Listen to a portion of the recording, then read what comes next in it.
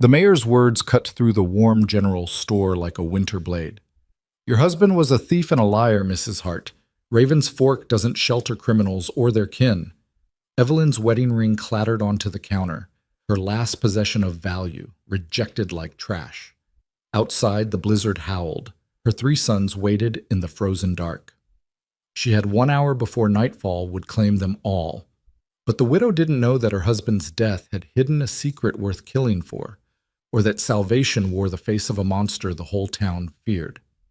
If you want to see how a rejected widow and 3 starving boys survived the unforgivable, stay until the end. Like this video and comment your city so I can see how far this story travels. The bell above the door of Brennan's General Store jingled with a cheerfulness that mocked everything Evelyn Hart felt. The warmth inside struck her face like a physical force, and for a moment, just one blessed moment, she forgot the 3 small bodies huddled in the broken wagon outside. Forgot the empty coin purse hanging from her belt. Forgot that her husband had been dead for 6 weeks, and that winter had decided to kill whatever he'd left behind. The store was crowded. Christmas Eve brought out everyone who had coin to spend or credit to abuse. Evelyn recognized the pattern immediately, the same pattern she'd seen in every town between here and the life she used to have. The men stood near the potbelly stove, warming hands and trading lies. The women clustered by the fabric bolts, fingers stroking calico and wool they couldn't afford. Children pressed their noses against the candy jars, breathing fog onto glass. Everyone stopped talking when they saw her. Evelyn had grown accustomed to the silence that followed her now. She was 32 years old but looked 50. Grief and hunger aged a woman faster than time ever could. Her dress, once a respectable gray wool, hung on her frame like a funeral shroud. Her hands, which had once been soft enough to play piano at church socials, were raw and split from driving a wagon through 1,000 miles of hell. But it was her eyes that made people look away. They were too direct, too knowing. They were the eyes of someone who had already lost everything and therefore had nothing left to fear. She walked to the counter. Her boots, Thomas's boots actually, cut down and stuffed with newspaper, left wet prints on the clean pine floor.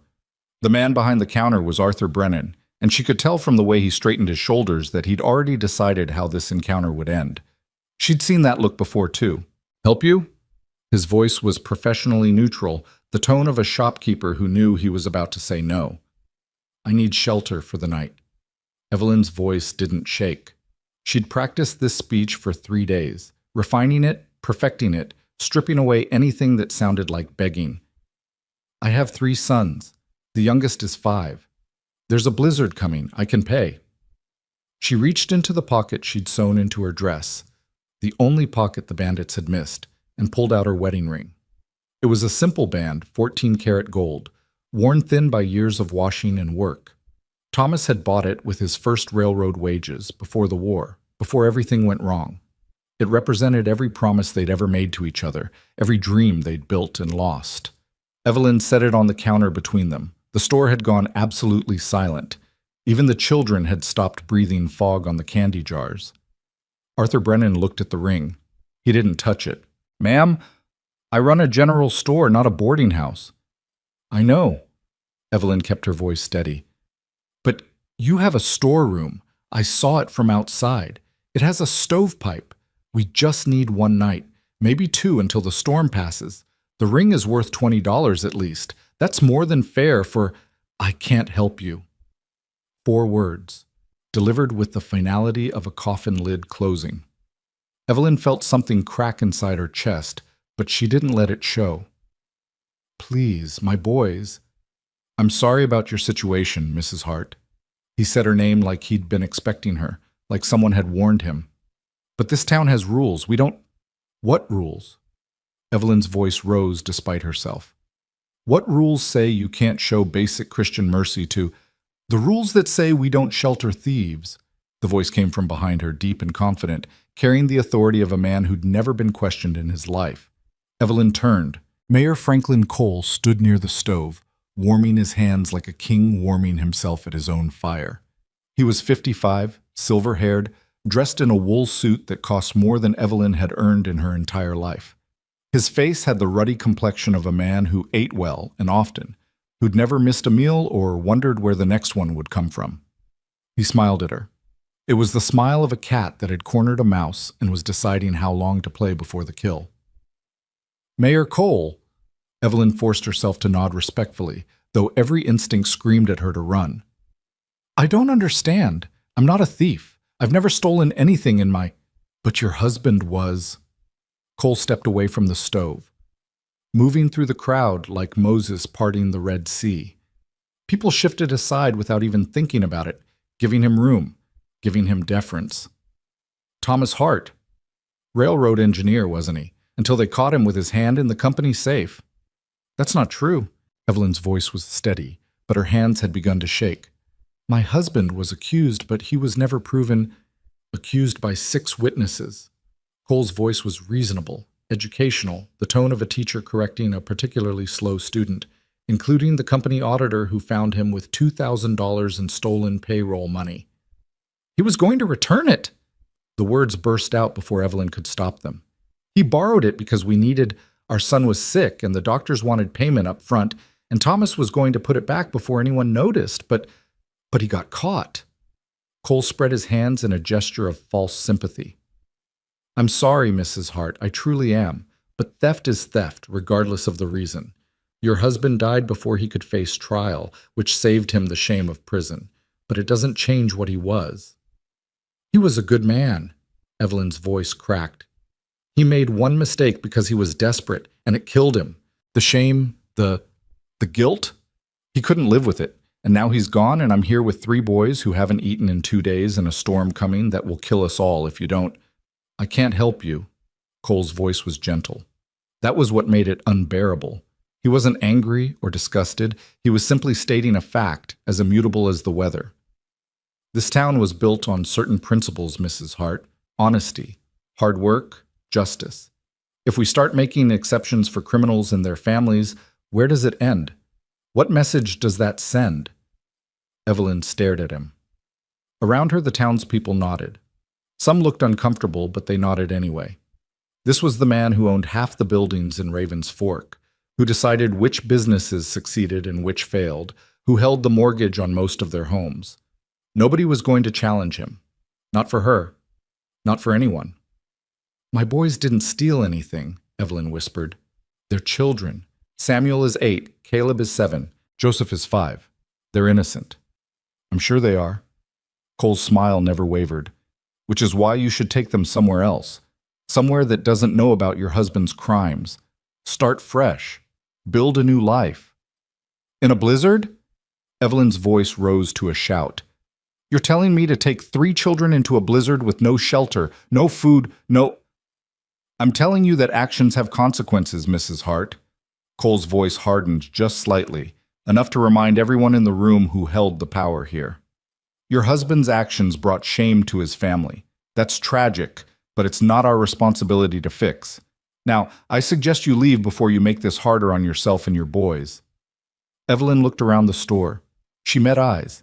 Women who'd probably buried children of their own, men who'd probably faced their own desperate moments, shopkeepers who knew what it was like to worry about next month's rent. Nobody spoke. Nobody moved. The silence was answer enough. Evelyn reached for her ring. Her hand shook so badly she almost knocked it off the counter. She clutched it in her fist, feeling the metal bite into her palm, using the pain to keep from screaming. There's a way station about 12 miles south, Arthur Brennan said quietly, not meeting her eyes.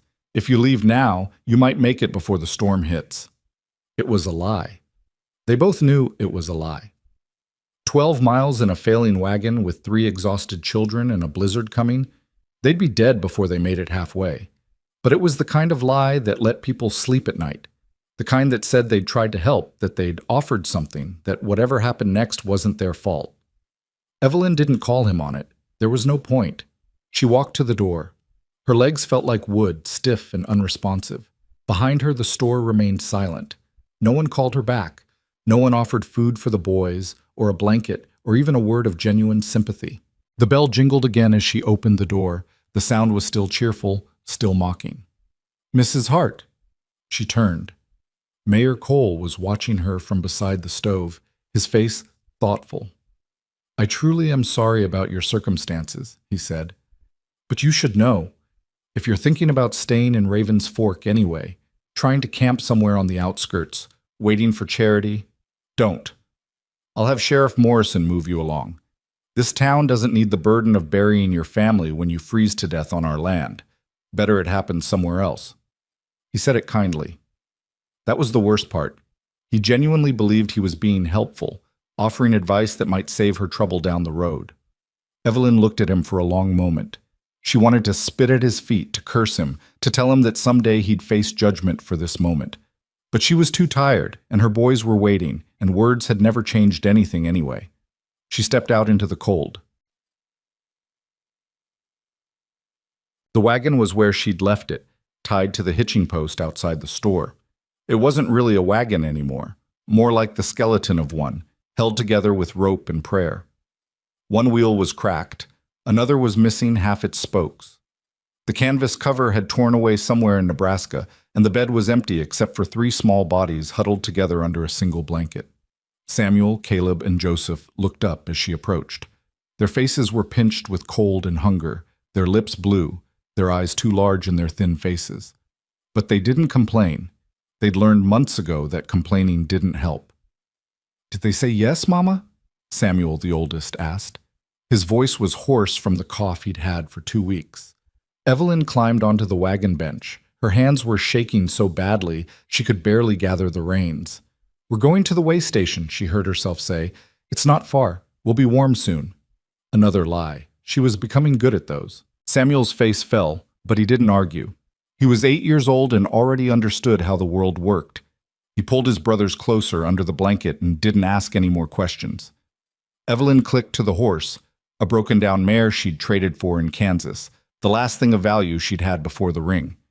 The animal was as exhausted as they were, its ribs showing through its dull coat, but it leaned into the harness and pulled. The wagon creaked forward. Behind her, Raven's Fork continued its Christmas Eve celebration. Through the lit windows of the store, she could see people laughing, talking, returning to their shopping. The encounter with the desperate widow was already forgotten, just another unpleasant moment on what was otherwise a perfectly nice evening. The wind hit them as soon as they left the shelter of the buildings. It was a living thing, hungry and searching, looking for any gap in their defenses. The temperature had dropped 15 degrees in the past hour. The sky was the color of old iron, pressing down like a coffin lid. Evelyn turned the wagon south toward the fictional way station that didn't exist. She'd gone maybe a quarter mile when she pulled the horse to a stop. She couldn't do it. She couldn't drive her children toward a lie, couldn't pretend there was hope in that direction when she knew there was none. But she also couldn't go back to town. The mayor had been clear about that, which left only one option. Evelyn turned in her seat, looking up at the mountains that rose behind Raven's Fork like a wall of frozen granite. They were called the Devil's Spine, and the name fit.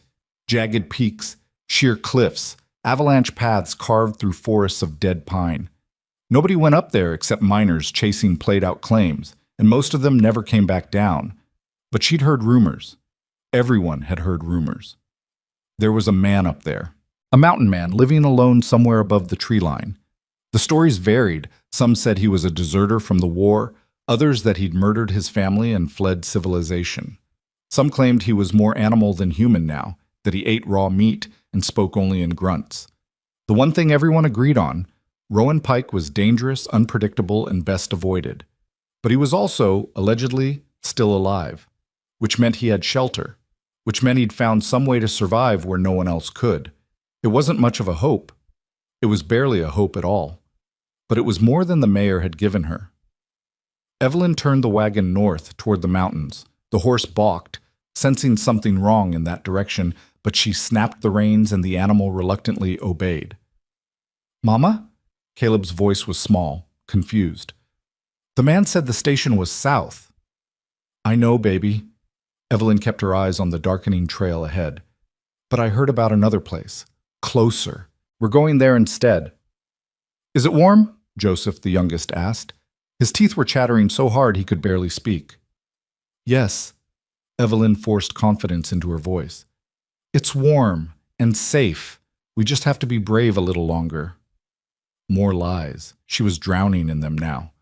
The trail climbed. Within 20 minutes, they were beyond the last of the scattered homesteads that marked Ravens Fork's outskirts.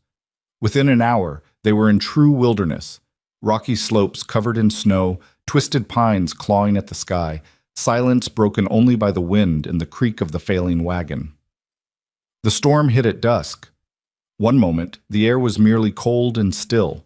The next, the world exploded into white chaos. Snow came horizontally, driven by wind that screamed like 1,000 tortured voices. Visibility dropped to nothing. The temperature plunged so fast that Evelyn felt the moisture in her nose freeze solid. The horse stopped. It planted its feet and refused to move no matter how much Evelyn pleaded or snapped the reins. "Samuel!" She had to shout to be heard over the wind. "Take your brothers! Get under the wagon!" The boys scrambled out from under their blanket, fighting the wind that tried to tear them away. They crawled beneath the wagon bed, huddling against the wheels for whatever pathetic shelter they offered. Evelyn jumped down, leading the horse off the trail. There, a stand of pines, branches heavy with snow, forming a kind of natural wall. She tied the animal to the strongest trunk, then crawled under the wagon with her sons. They pressed together in the darkness, 3 small bodies and 1 thin woman, sharing warmth that was already fading. Above them, the storm raged. Snow began to pile against the wagon, building a wall that would either shelter them or bury them. It was impossible to know which. Joseph was crying, though the sound was nearly lost in the wind. Caleb had his eyes closed, his lips moving in a prayer their father had taught them before everything fell apart. Samuel just stared into the darkness, his arm around his youngest brother, his face set in an expression too old for an 8-year-old. Evelyn held them all, her own body wrapped around theirs, trying to be a wall between them and the cold. She was failing. She could feel it in the way her fingers had gone numb, the way her thoughts were starting to drift and scatter. This was how it ended then. Not with the bandits who'd taken everything in Missouri, not with the fever that had almost claimed Caleb in Kansas, not with starvation or exhaustion or any of the 100 other deaths they'd narrowly avoided. They would simply freeze. The storm would cover them like a blanket, and by morning they'd be statues of ice locked in a final embrace. At least they'd be together. At least the boys wouldn't be alone. Evelyn closed her eyes. She was so tired. Tired of fighting, tired of failing, tired of watching her children suffer for choices she and Thomas had made. Maybe this was mercy. Maybe this was the universe finally taking pity on them and ending the struggle. She felt herself drifting. The cold didn't hurt anymore. That was supposedly a good sign. It meant the end was close. And then she heard it. Footsteps. Not human footsteps.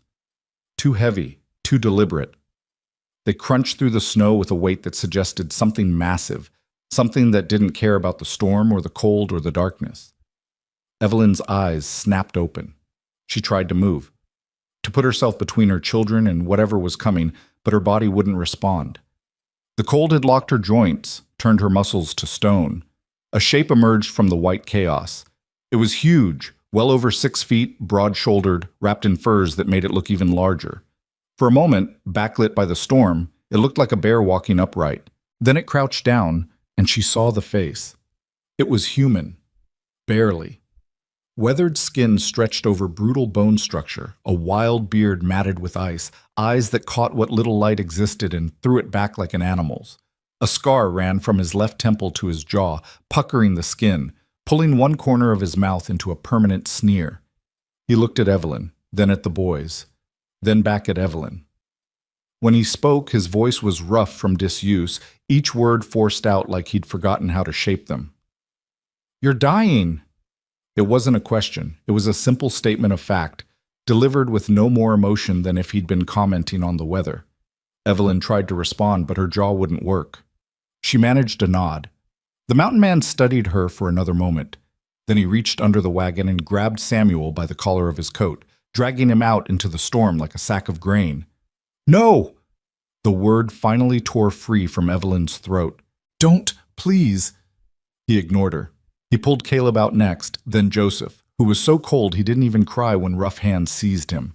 The man bundled all 3 boys against his chest with one arm, holding them like they weighed nothing. Then he reached back for Evelyn. "Can you walk?" His face was inches from hers, his breath hot against her frozen skin. She shook her head. She could barely feel her legs. He grunted. It might have been annoyance or it might have been amusement. She couldn't tell. Then he grabbed the back of her dress and hauled her out from under the wagon with his free hand. The strength was inhuman. He lifted her and the boys like they were made of paper, like the storm and the cold and the darkness were nothing but minor inconveniences. He looked her in the eyes one more time. His face was expressionless, but something moved in those animal eyes. Not kindness, exactly, but a kind of grim recognition. He'd seen death coming for them and had decided, for reasons known only to himself, that it wouldn't have them tonight. "Walk," he said, "or die." Then he turned and started walking into the storm, carrying her children away. Evelyn had perhaps 5 seconds to make a choice. She could stay here, under the wagon, and let the cold take her. Part of her wanted that, wanted rest, wanted the struggle to be over. But the boys were walking away from her, disappearing into the white chaos in the arms of a monster the whole town feared. She forced her legs to move. They barely responded, but she got them under her, got herself upright. Each step was agony. The cold had settled into her bones, and movement felt like shattering glass. But she followed. Because that's what mothers did. They followed their children into the darkness, into the unknown, into the arms of monsters, because the alternative was unthinkable. The mountain man didn't look back to see if she was coming. He simply walked, his massive frame cutting through the storm like a ship through waves. Evelyn stumbled after him, falling twice, getting up twice, driven by nothing but the shapes of her sons barely visible ahead. She lost track of time. It might have been 20 minutes or 2 hours. The world had contracted to a single point of focus. Keep moving, don't lose sight of him, don't let the darkness take you. And then, impossibly, there was light ahead. The mountain man stopped at the mouth of a cave, a crack in the granite face barely wide enough for his shoulders. He ducked inside, still carrying the boys, and disappeared. Evelyn reached the opening moments later and nearly collapsed with relief at the absence of wind. She crawled inside through a narrow passage that opened into a larger space. It was a cave, but not a natural one. Someone had worked this space, expanded it, shaped it. The ceiling was 8 feet high, supported by timber beams. The floor had been leveled and covered with pine needles and dried moss. And against one wall, a fire burned in a stone hearth with a chimney carved through the rock above. The heat was overwhelming. After hours in the killing cold, it felt like standing too close to a forge. Evelyn's skin burned where the warmth touched it. The mountain man set the boys down near the fire. They huddled together, not speaking, their eyes huge in their thin faces. He pointed to a pile of furs in the corner. "Sit. Don't move. Don't touch anything." His voice was a command, not a suggestion. The boys obeyed immediately, crawling to the furs and burrowing into them like small animals seeking shelter. The man turned to Evelyn. Up close, in the firelight, he was even more frightening than he'd been in the storm. The scar was worse than she'd thought. The tissue puckered and discolored, suggesting a wound that had healed badly without medical care. His hands were massive, scarred across the knuckles, the hands of someone who'd spent years doing violence to survive. He studied her with those animal eyes, and she had the disturbing sense that he was cataloging her injuries, assessing her value, deciding if the effort of saving them had been worth it. "You're bleeding," he said finally. Evelyn looked down. She hadn't noticed, but her hands were cut in a dozen places from clawing through the snow. Blood dripped onto the clean floor of the cave. Her voice came out as a croak. "I'm sorry, I didn't mean to—" He turned away before she could finish, moving to a shelf carved into the wall. He pulled down a leather bag and brought it back, kneeling in front of her with a grace that seemed wrong for someone his size.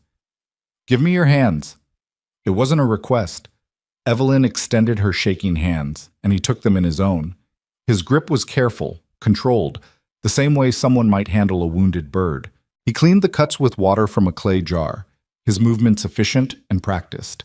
Then he wrapped them in strips of clean cloth, tying off the bandages with knots that wouldn't slip. "Thank you," Evelyn whispered, "for saving us, for bringing us here. We would have died if— You're still dying." He released her hands and sat back on his heels. "Frostbite in the toes, probably the fingers too. Possible pneumonia in the youngest, starvation in all of you. You've got maybe 3 days before something kills you anyway." He said it the same way he'd said everything else, flat, factual, without emotion. Evelyn stared at him. Then why did you bring us here? For the first time, something shifted in his expression. It wasn't quite a smile. His face didn't seem capable of that anymore, but the corners of his eyes tightened slightly. Storm's still out there, he said. Would have been cruel to make you die cold. He stood up and moved to the fire, adding wood from a neatly stacked pile. The flames jumped higher, filling the cave with dancing light. Evelyn looked at her sons. They were watching the mountain man with a mixture of fear and fascination, too exhausted to run, too cold to care about the danger. Joseph had fallen asleep already, his head on Samuel's shoulder. Caleb's eyes were closing despite his obvious effort to stay alert. "What's your name?" she asked quietly. The man didn't turn around. "Doesn't matter. It matters to me. You saved our lives. I'd like to know who to thank." He was silent for so long she thought he wasn't going to answer. Then, still facing the fire, he spoke. "Rowan. Rowan Pike." The name hung in the air between them. Evelyn waited for more. An explanation, a story, something to explain why a man who supposedly murdered his family was showing them mercy now. But he said nothing else. He simply sat by the fire, feeding it, keeping it alive, while outside the storm raged and somewhere far below, in the warm general store in Raven's Fork, people celebrated Christmas Eve and slept soundly in their beds, certain they'd made the right choice. Evelyn woke to the smell of meat cooking and the sound of her son's whispering. For a moment, disoriented by warmth and the absence of wind, she thought she was back in their house in Cincinnati, before Thomas lost his job, before everything collapsed. Then her body reminded her where she was. Every muscle ached, her hands throbbed beneath the bandages, and her feet felt like blocks of wood wrapped in fire. She opened her eyes. The cave was brighter than it had been, morning light filtering through the entrance passage. The fire still burned, tended by someone who knew how to make flames last through a long night. And crouched beside it, turning a spit with 3 rabbits skewered on it, was Rowan Pike. In the daylight, he was somehow both more and less frightening than he'd been in the storm. Less, because he was clearly human, just a man, scarred and weathered, but a man nonetheless. More, because the light revealed details she'd missed in the darkness. The way his shoulders moved suggested old injuries that had healed wrong. His hands bore scars that looked like burns, cuts, and worse things she couldn't identify. And when he turned slightly, she saw that the scar on his face continued down his neck, disappearing beneath his shirt. Samuel, Caleb, and Joseph sat near him, close enough to the fire to be warm, but far enough from the mountain man to flee if necessary. They were watching him cook with the intensity of starving children who'd learned not to beg but couldn't stop hoping. Rowan looked up and met Evelyn's eyes. "You're awake. How long did I sleep?" 12 hours, give or take." He pulled the spit from the fire and examined the rabbits with a critical eye. "Boys have been up for 2, haven't moved from that spot, haven't asked for food. You trained them that way, or did life do it?" The question was too direct, too knowing. Evelyn sat up slowly, pain shooting through her shoulders. "Both, I suppose," Rowan grunted. He used a knife to cut the first rabbit from the spit, placed it on a flat piece of slate, and set it in front of the boys. "Eat! Don't burn your mouths!" Samuel looked at his mother, asking silent permission. When she nodded, all 3 boys fell on the meat like wolves. They tore at it with their hands, too hungry for manners, grease running down their chins. Joseph made a sound that was half sob, half moan, the sound of someone who'd forgotten what being full felt like. Rowan cut the second rabbit and brought it to Evelyn.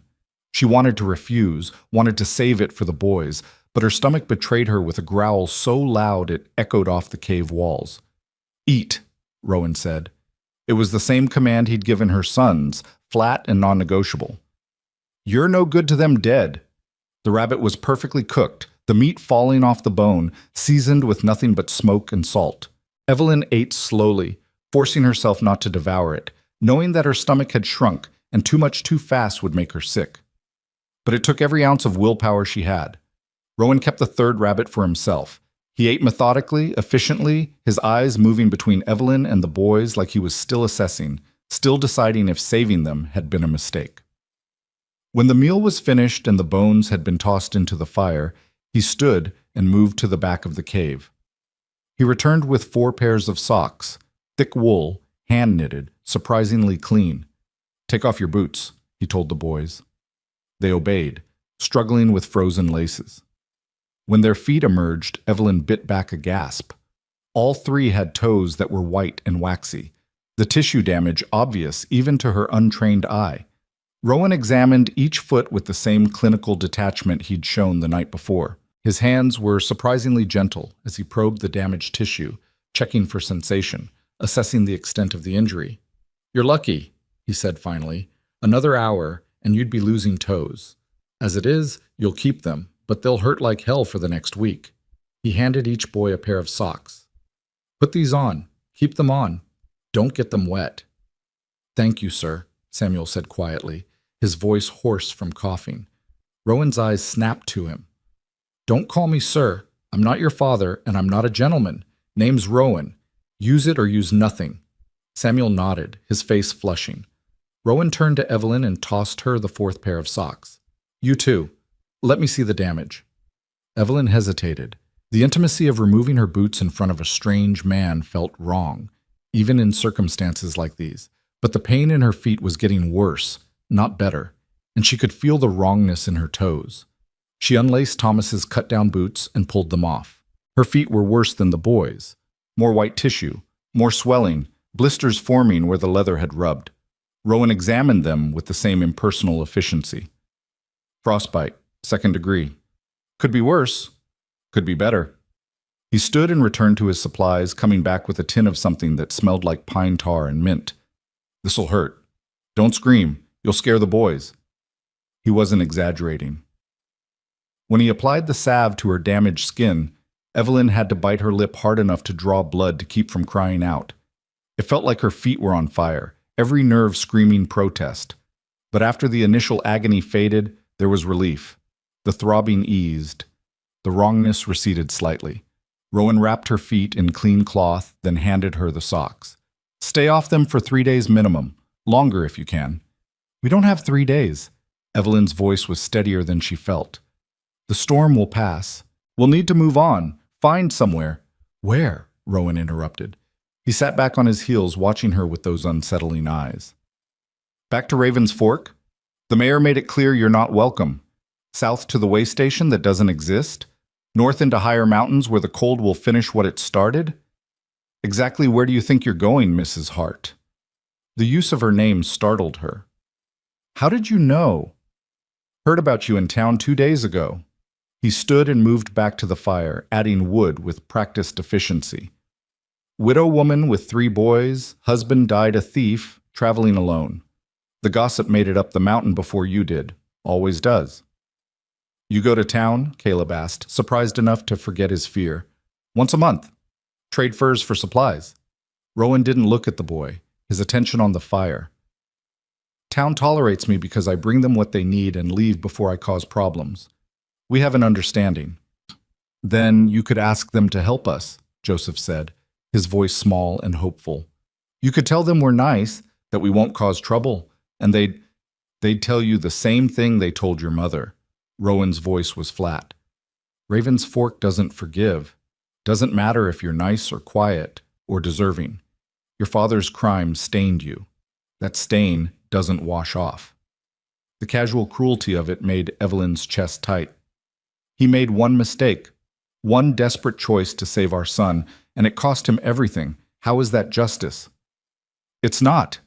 Rowan turned to look at her, and for the first time she saw something in his expression that might have been sympathy. "It's just how people are. They need someone to punish, someone to look down on, someone who's worse than them, makes them feel better about their own sins. Your husband gave them that. You and your boys are paying for it." "You sound like you speak from experience." Something shuddered in Rowan's face. "Everyone up here speaks from experience. That's why we're up here." The conversation died. Evelyn wanted to press, wanted to know what had driven this man into exile. But the wall he'd thrown up was solid and high. Instead, she watched as he moved through the cave, tending to tasks that spoke of years of solitary survival. He had shelves carved into the walls stocked with preserved food, dried meat, smoked fish, jars of what looked like berries and roots. Tools hung from pegs, each one clean and well-maintained. Furs were stretched on frames, curing in the dry cave air. Everything had a place, a purpose, a system. This wasn't a man hiding from the world. This was a man who'd built a new world and learned to thrive in it. "The storm's still going," Rowan said, breaking the silence. "Won't stop until tomorrow, maybe longer. You're stuck here until it does." "We don't want to impose, Evelyn started. "You're already imposing." He said it without heat, just stating facts. "Question is whether you survive the imposition. I've got food for maybe 5 more days if we're careful. Water's not a problem, there's a spring in the back tunnel. Heat's fine as long as the wood holds out." "And after 5 days?" Rowan was silent for a moment, his back to her. When he spoke, his voice was carefully neutral. "After 5 days, we figure out what comes next.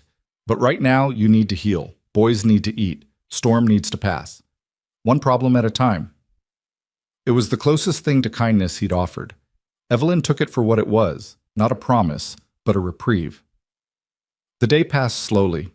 The boys, exhausted from weeks of travel and deprivation, slept most of it away, curled together in the pile of furs like puppies. Evelyn tried to stay awake, hyper-alert to any threat this strange man might pose, but her body betrayed her. She drifted in and out of sleep, waking periodically to find Rowan in different parts of the cave, mending a tear in his coat, sharpening a knife, reading a book so worn the cover had fallen off. The third time she woke, it was dark outside again, and he was cooking something that smelled like herbs and meat. "What is that?" she asked, her voice thick with sleep. "Stew. Got root vegetables stored in the cold room, some dried venison. Figured the boys need more than just meat." He stirred the pot hanging over the fire. "You know how to cook?" "I used to when we had a kitchen and food." "Can you sew?" "Yes. Why?" He pulled something from beside him, a shirt with a torn sleeve. "Because I can't, and I've got 6 months of mending piled up that I've been ignoring." It was such a normal request, so domestic, that Evelyn almost laughed. Here she was, trapped in a cave with a man the whole town feared, and he wanted her to sew. "I can do that," she said, "if you have needle and thread." He did. Of course he did. Everything in this cave was organized, prepared, ready for any need. He brought her a small wooden box filled with needles, thread, and even a thimble. Evelyn took the shirt and began working on the tear. Her hands were clumsy with the bandages, but the familiar motion was soothing. She'd spent years mending clothes, making one set of garments last through season after season of wear. This was something she knew how to do, something she was good at. Rowan watched her work for a moment, then returned to his stew. "Your husband," he said quietly, not looking at her. "The money he took. Did he steal it?" Evelyn's hands stilled. "Does it matter?" "Maybe. Maybe not. But I'd like to know who I'm sheltering." She considered lying, but this man had saved their lives, had shared his food and fire, had tended their injuries. He deserved the truth. "Yes," she said. "He took it. $2,000 from the railroad payroll. He was going to return it within 48 hours before anyone noticed, but the auditor came early." Thomas panicked. He tried to explain, but it looked exactly like what it was: theft. They arrested him, posted bail, and 3 weeks later, he couldn't live with the shame. He walked into the river and didn't walk out. Her voice didn't break. She'd told this story enough times that it had become a recitation, the emotional weight stripped away. Why'd he need the money? Joseph was sick, pneumonia. The doctors wanted $50 up front for treatment, another $100 for the hospital. We didn't have it. Thomas had already borrowed from everyone he could. The railroad was his last option. Did the money save him? Evelyn looked at her youngest son, sleeping peacefully by the fire, his color better than it had been in weeks. Yes, Joseph lived. Thomas died. I'm still not sure if that was the right trade. Rowan was quiet for a long time. Then he said, "Your husband did what any father would do. Town's wrong to punish you for it." "They're not punishing us for what he did. They're punishing us for what he was. poor, desperate, and inconvenient. If he'd been rich, they would have called it a loan. If he'd been powerful, they would have called it a mistake. But he was just a railroad engineer with a sick son, so they called it theft. True enough. Rowan ladled stew into wooden bowls. Still doesn't explain why you came up here. Plenty of towns between Cincinnati and Raven's Fork. Why keep going until you hit the one that would kill you? Evelyn finished the repair and set the shirt aside. We weren't going to Raven's Fork specifically. We were just going west, following rumors of work, towns that needed seamstresses or cooks or laundresses. But everywhere we stopped, someone recognized Thomas's name. Word travels. Telegraph lines carry gossip faster than wagons carry people. By the time we reached Kansas, we were running out of places that hadn't heard the story. So you thought you'd try the edge of nowhere. I thought I'd try somewhere small enough that they might not know, might not care. She laughed, a bitter sound. I was wrong. Rowan woke the boys and handed out bowls of stew. They ate slowly this time, their stomachs adjusting to regular food. When they finished, he collected the bowls and cleaned them with sand and water, his movements methodical. Tell me about the wagon, he said as he worked. It was barely holding together when I found you. How long has it been like that? Since Nebraska. We hit a boulder fording a river, cracked the axle, broke a wheel. I patched it as best I could, but I'm not a wheelwright. And the horse? Traded for her in Kansas. She was old then. She's worse now. Rowan dried the bowls and stacked them on a shelf. The wagon's not going to make it down the mountain. Even if we could fix it, the trail's too rough. And the horse won't survive another week of hard travel. I know. Evelyn had known it for days, but hadn't wanted to face it. I just didn't know what else to do. If we stopped, we'd starve. If we kept going, we'd die. I chose to keep going because at least that felt like trying. You should have stopped in the last town, found work, built up some reserves. I tried. They found out who I was within 3 days. We had to leave in the middle of the night before someone decided to make an example of us. Rowan turned to look at her, his scarred face thoughtful. They tried to hurt you? They tried to hurt my sons, called them thieves' spawn, threw rocks. The sheriff told us to leave, said he couldn't guarantee our safety if we stayed. Something dangerous flickered in Rowan's eyes. The sheriff said that. Not everyone wears a badge because they believe in justice. No. Rowan's voice was quiet, but there was steel beneath it. They don't. The boys were falling asleep again, their bodies demanding rest to heal.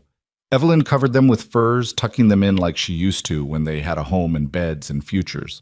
When she turned back, Rowan was standing near the cave entrance, looking out at the storm.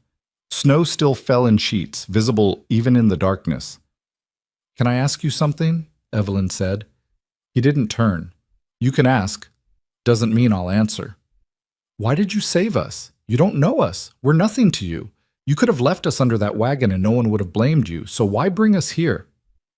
For a long time, Rowan was silent. The wind howled outside and the fire crackled, and Evelyn thought he wasn't going to respond at all. Then he spoke, his voice so low she had to strain to hear it. Because I've been where you are. Different reasons, different circumstances, but I've been the one everyone rejected. I've been the one left to die in the cold. And someone saved me when they didn't have to. I'm just passing it forward. Who saved you? Doesn't matter. They're dead now. The finality in his tone killed any further questions. Evelyn returned to the fire and sat down, her mind churning. This man was a contradiction. Brutal and gentle, isolated and generous, feared and kind. The town had made him a monster in their stories, but the reality was far more complicated. The storm continued through the night and into the next day. By the second morning, the cave felt smaller, the walls pressing in. The boys were restless, tired of confinement, their energy returning faster than their judgment. They wanted to explore, to run, to do anything but sit still. Rowan tolerated it for about an hour. Then he stood, pulled on his heavy coat, and jerked his head toward the back of the cave. Come on, I'll show you the spring, but you listen to everything I say, and you don't touch anything without permission. Understood? The boys nodded eagerly. Even Samuel, usually so cautious, looked excited. They followed Rowan through a narrow passage Evelyn hadn't noticed before. It twisted deeper into the mountain, lit by a lantern Rowan carried. The walls were close enough to touch on both sides, and the ceiling dropped low enough that Rowan had to duck. After 50 feet, the passage opened into another chamber, smaller than the first, but no less impressive. Water trickled from a crack in the wall, filling a natural basin before draining away through a gap in the floor. The sound was musical, peaceful, nothing like the screaming wind outside. Spring never freezes, Rowan said, comes from deep enough that the mountain's heat keeps it liquid. Water's clean. I've been drinking it for 5 years without problems. Joseph reached out to touch the water. It's warm. Warmer than snow, anyway. You can drink straight from the basin, but use this. He handed Joseph a wooden cup hanging from a peg. Don't put your whole head in. Don't piss in it. Don't do anything that might contaminate it. This is what keeps me alive up here. The boys took turns drinking, their faces awed by the simple miracle of clean water appearing from stone. While they explored the chamber under Rowan's watchful eye, Evelyn noticed something else. Shelves carved into the walls filled with books. Dozens of them, leather-bound and cloth-covered, some new, some ancient. You read, she said, surprised. Surprised the savage can read? There was amusement in his voice, the first she'd heard. Surprised anyone living alone in a cave has this many books. What else am I going to do during the winter? I can only skin so many animals before I go crazy. He pulled one down and handed it to her. Shakespeare. The town doctor was throwing them out when his father died. I traded furs for the lot. Evelyn opened the book. The Tempest. The pages were worn but cared for, the margins filled with notes in cramped handwriting. You annotate Shakespeare. I annotate everything. If I'm going to read it, I'm going to think about it. Otherwise, what's the point? She looked at him with new eyes. This wasn't a man who descended into savagery. This was a man who deliberately built a life here, who'd filled his isolation with knowledge and purpose. Who were you? She asked quietly. Before the mountain? Rowan's expression closed down. Someone different, someone worse. He took the book from her hands and returned it to the shelf. That person's gone. This is what's left. He wouldn't say more, but as they walked back through the passage, Evelyn caught him looking at her sons with an expression that was almost hunger, not threatening, but yearning. The look of someone who'd lost something precious and saw echoes of it in front of him. By the third day, the storm had weakened, but not broken. Snow still fell, but the wind had dropped enough that the world outside was visible again. Rowan took them to the cave entrance and pointed down the mountain. See that line of trees? That's where the wagon trail is. It's buried under 8 feet of snow right now. Even when the storm passes, it'll take 3 days minimum for the drifts to settle enough to travel. And then? Evelyn asked. And then we figure out what you're going to do, because you can't stay here forever, and you can't go back to Raven's Fork, and you can't keep traveling with a broken wagon and a dying horse. You make it sound like we're trapped. You are trapped. The mountains trapped you. Your husband's crimes trapped you. Winter's trapped you. Question is whether you're going to die trapped or find a way out. It should have been harsh. It should have felt cruel. But Rowan said it with the same factual tone he used for everything. Not judgment, just observation. That night, after the boys had fallen asleep, Evelyn and Rowan sat by the fire. She'd finished mending all his damaged clothes and had started on his spare blanket, repairing holes and worn patches.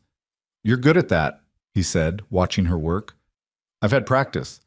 When you can't afford new clothes, you learn to make old ones last. Could you teach it? Teach sewing, of course. It's not difficult, just patience and... She stopped, realizing what he was really asking.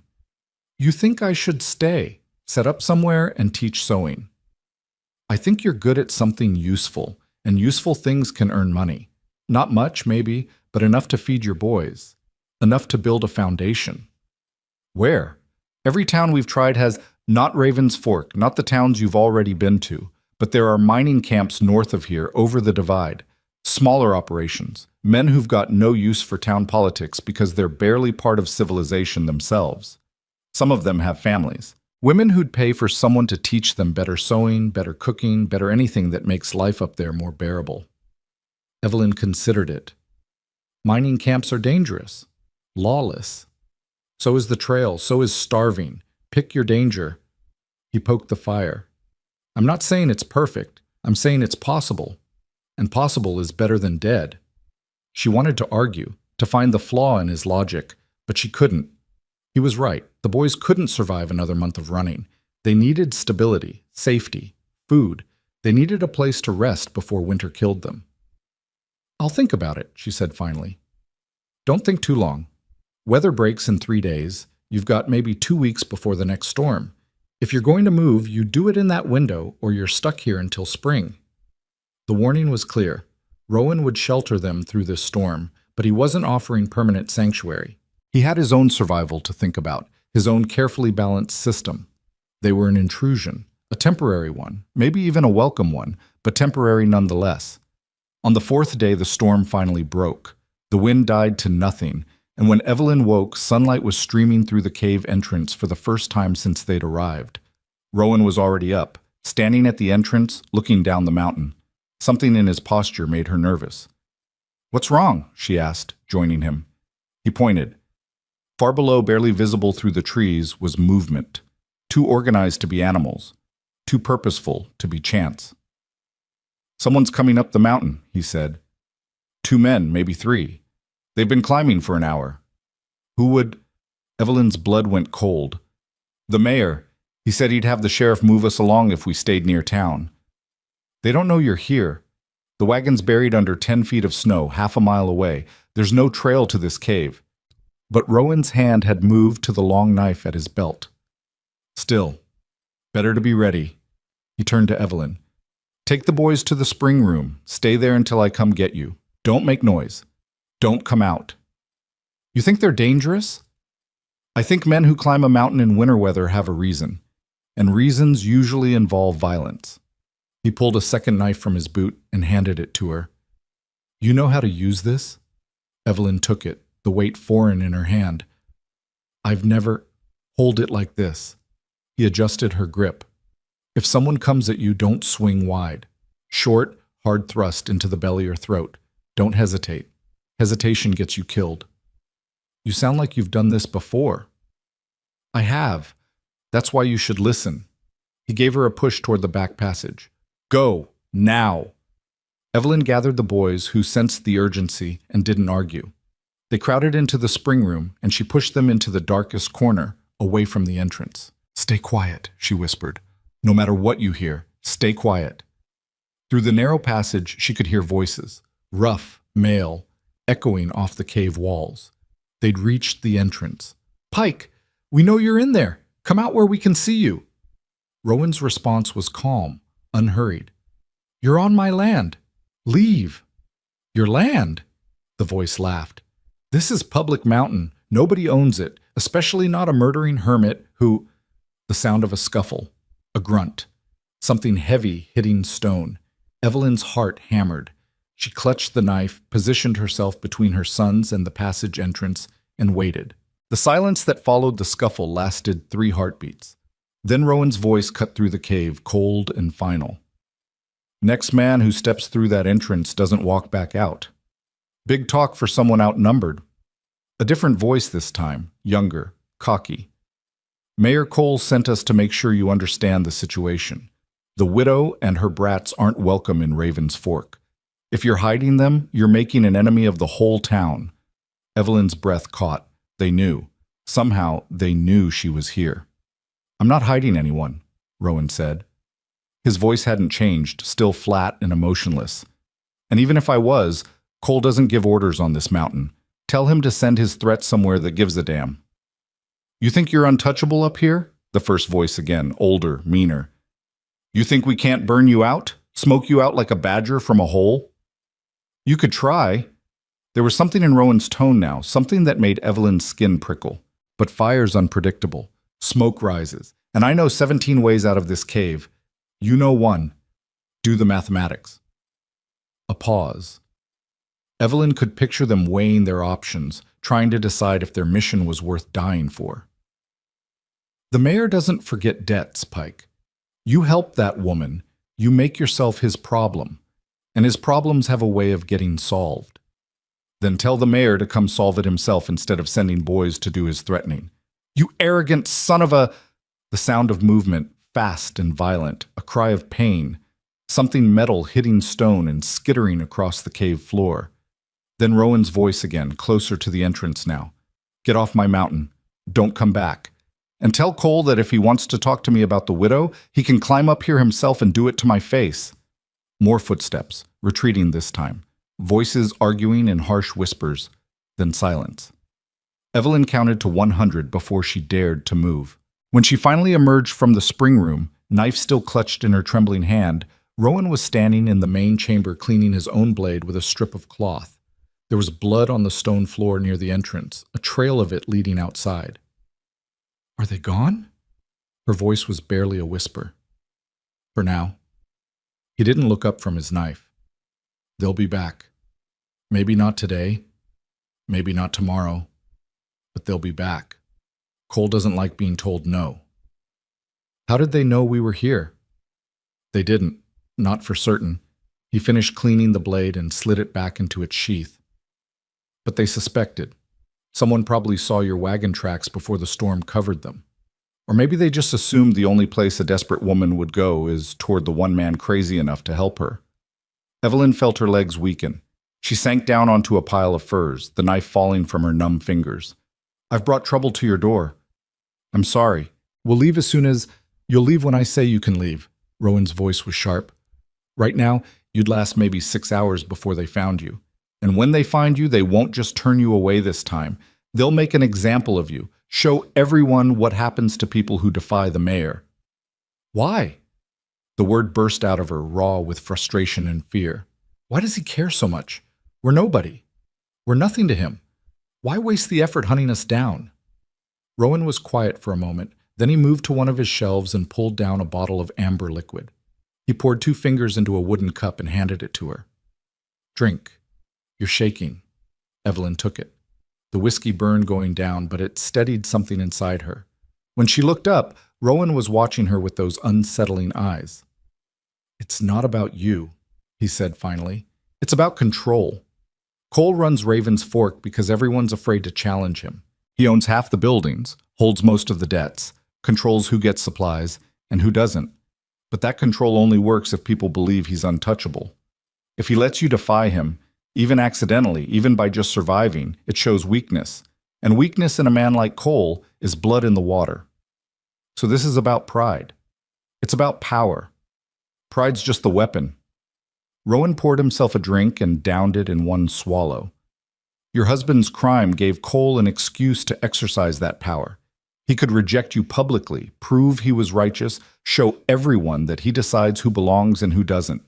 You were supposed to die quietly, somewhere out of sight. Instead, you're alive and under my protection, which means Cole's authority has limits. He can't have that." The truth of it settled over Evelyn like a shroud. She'd been so focused on survival, on keeping her boys alive one more day, that she hadn't seen the larger game being played. She wasn't a person to these men. She was a piece on a board, moved and sacrificed according to rules she didn't understand. "What do we do?" she asked. "We?" Rowan raised an eyebrow. "You said they'll be back. That means this is your problem now, too. So what do we do?" He studied her for a long moment. Then he set down his cup and moved to a wooden chest in the corner of the cave. When he opened it, Evelyn saw papers inside, documents, letters, things that looked official and important. "Before we decide what to do," Rowan said slowly, "I need to know something. Your husband's coat, the one you're wearing, did he keep anything in the pockets? Papers, letters, anything like that?" Evelyn looked down at the heavy wool coat she'd wrapped around herself. It was too large, the sleeves hanging past her hands, but it was warm and it smelled faintly of Thomas. She'd been wearing it since the day he died. "I don't know. I never checked." "Why?" "Because men who kill themselves over shame often leave evidence of what shamed them. And evidence is leverage." He gestured to the coat. "Check." With shaking hands, Evelyn searched the pockets. The outer ones were empty except for a broken pipe and some tobacco she'd forgotten about. But the inner pocket, the one sewn into the lining, had something in it. She pulled out a folded packet of papers, yellow with age and water-stained but still legible. When she opened them, her breath stopped. They were ledgers. accounting records from the Ravens Fork Mining Company, and someone had gone through them with a pen, circling discrepancies, marking questionable entries, writing notes in the margins in Thomas's careful handwriting. "What is this?" she whispered. Rowan took the papers and scanned them quickly. His expression didn't change, but something dark flickered in his eyes. "This is why your husband died, and why Cole wants you dead too." He spread the papers out on the floor between them, pointing to the circled entries. "Your husband wasn't just a railroad engineer, was he?" "He was, before the war. But after he came back, the railroad wouldn't rehire him because of his injuries. He took work as a bookkeeper instead, wherever he could find it. And Ravens Fork hired him. For 3 months. Last spring. The mining company needed someone to sort out their accounts before the annual audit." Evelyn's mind was racing, connecting pieces she'd never put together. "He said the books were a mess, that whoever kept them before didn't know basic arithmetic. But when he tried to correct the errors, the company let him go. They said they couldn't afford to keep him on. They let him go because he found what they were hiding." Rowan's finger traced one of the marked entries. "Look at this. $3,000 paid to equipment maintenance in a month when no equipment was purchased. $5,000 for operational expenses with no itemization. $8,000 for contractor fees with no contractor names." He looked up at her. "These aren't errors. This is embezzlement. Someone was stealing from the mining company, covering it up with fake expenses. And your husband found proof." Evelyn felt the room spinning. "Mayor Cole, he owns the mining company. He owns 40%. Enough to control it." Rowan gathered the papers and tapped them against his palm. "But he's not the only investor. There are others, townspeople, investors from back east, people who'd care very much if they knew their money was being stolen. Your husband must have kept these as insurance, proof, in case Cole tried to silence him. But why didn't Thomas use them? Why didn't he expose Cole?" "Because Cole's smart. He waited until your husband had committed his own crime, stealing that payroll money. The moment Thomas took that cash, anything he said about Cole's embezzlement would look like a desperate man trying to deflect blame." "Who would believe a thief accusing a respected mayor?" Rowan's voice was grim. "Cole set the perfect trap. Your husband could either keep quiet about what he knew and face shame in prison, or speak up and be dismissed as a liar trying to save himself.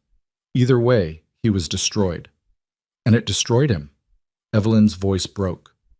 The weight of knowing the truth but being unable to prove it, unable to defend himself, unable to protect his family from the consequences of his one desperate act, it was too much. So he walked into the river. Rowan set the papers down carefully. "These documents are dangerous, Mrs. Hart. They're proof that Cole is a thief and a fraud. They could destroy him if the right people saw them. But they're also your death warrant.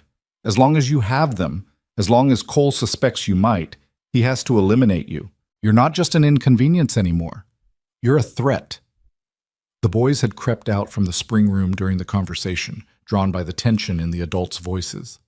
Samuel stood nearby, his young face pale and serious.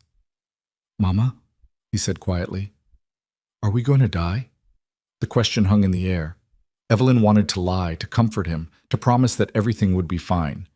But she'd done enough lying. Her son deserved the truth. "I don't know, baby," she said, "but we're going to fight, however we can, for as long as we can. We're going to fight." Rowan looked at her, then at the boys, then back at the papers on the floor. She could see him calculating, weighing options, running through scenarios in his mind. "There's a way," he said finally. "It's dangerous. It might get us all killed, but it's better than waiting for Cole to hunt you down." "What way?" "We make the truth public. We expose what Cole did. Show everyone in Ravens Fork that their beloved mayor is a thief who drove a good man to suicide to cover his crimes. We destroy his reputation before he can destroy you." "How?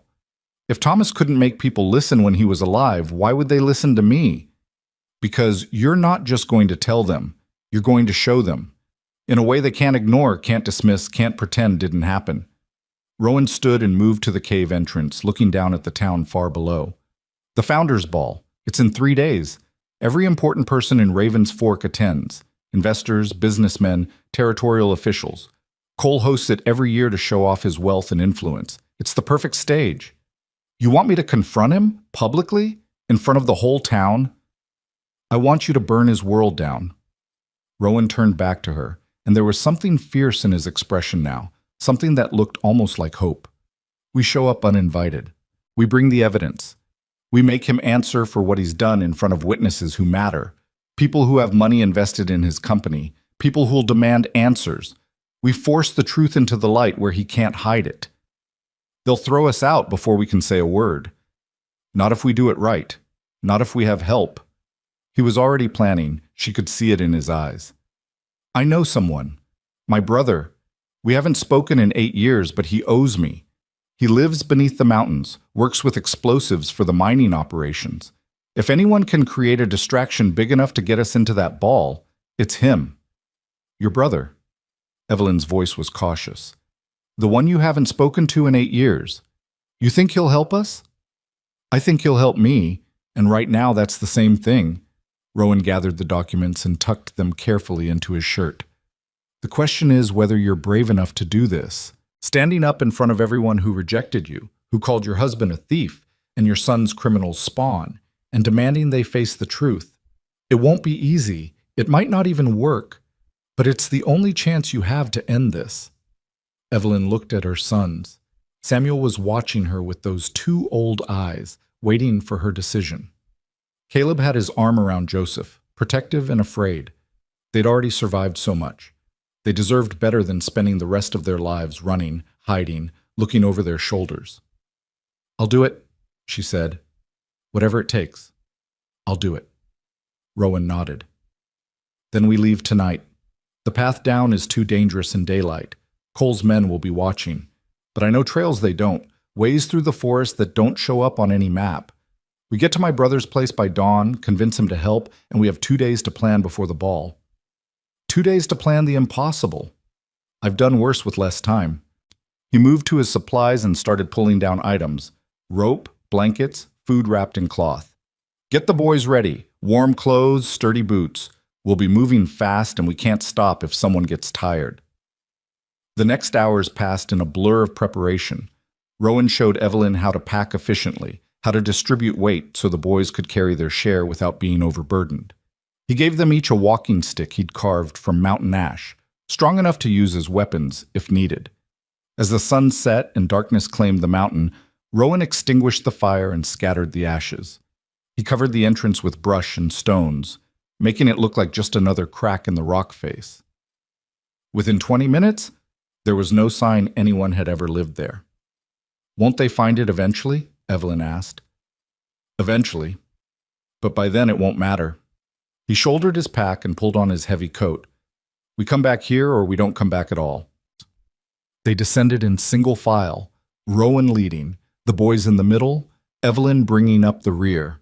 The mountain at night was a different world, full of sounds that might have been wind or animals or something worse, shadows that moved when she wasn't looking directly at them, cold that found every gap in her clothing and settled into her bones. But Rowan moved through it like he was part of it, his steps sure even in darkness, his sense of direction unerring. He led them along paths that were barely paths at all, more like suggestions carved into rock and root.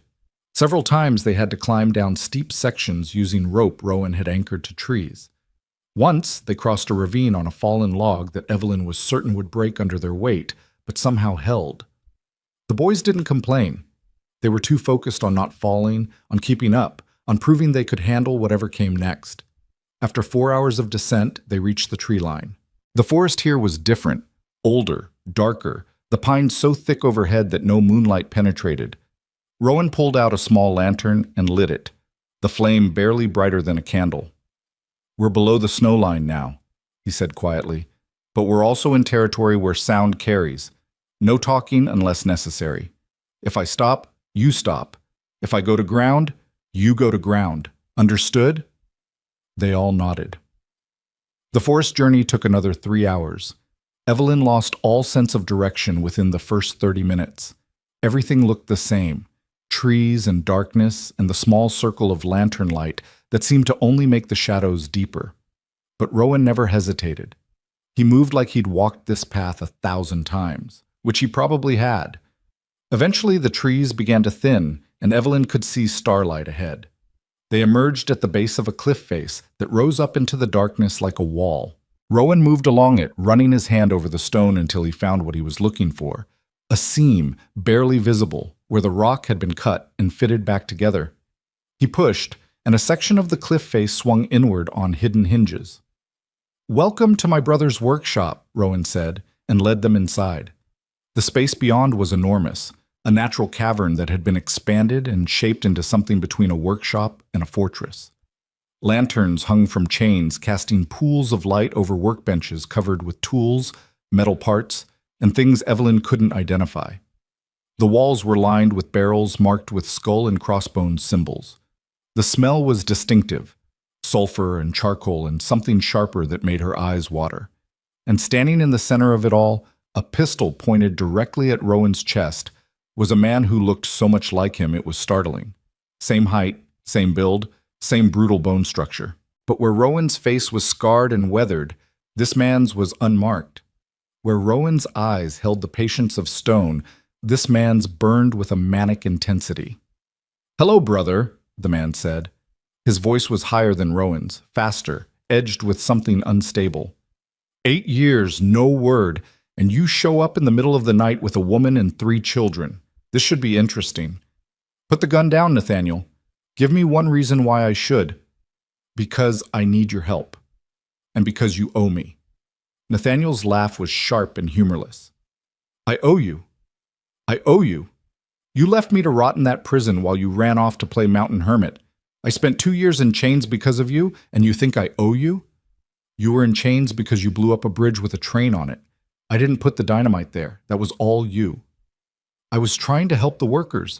The company was forcing them to build in unsafe conditions. I was trying to make a point. You made a point.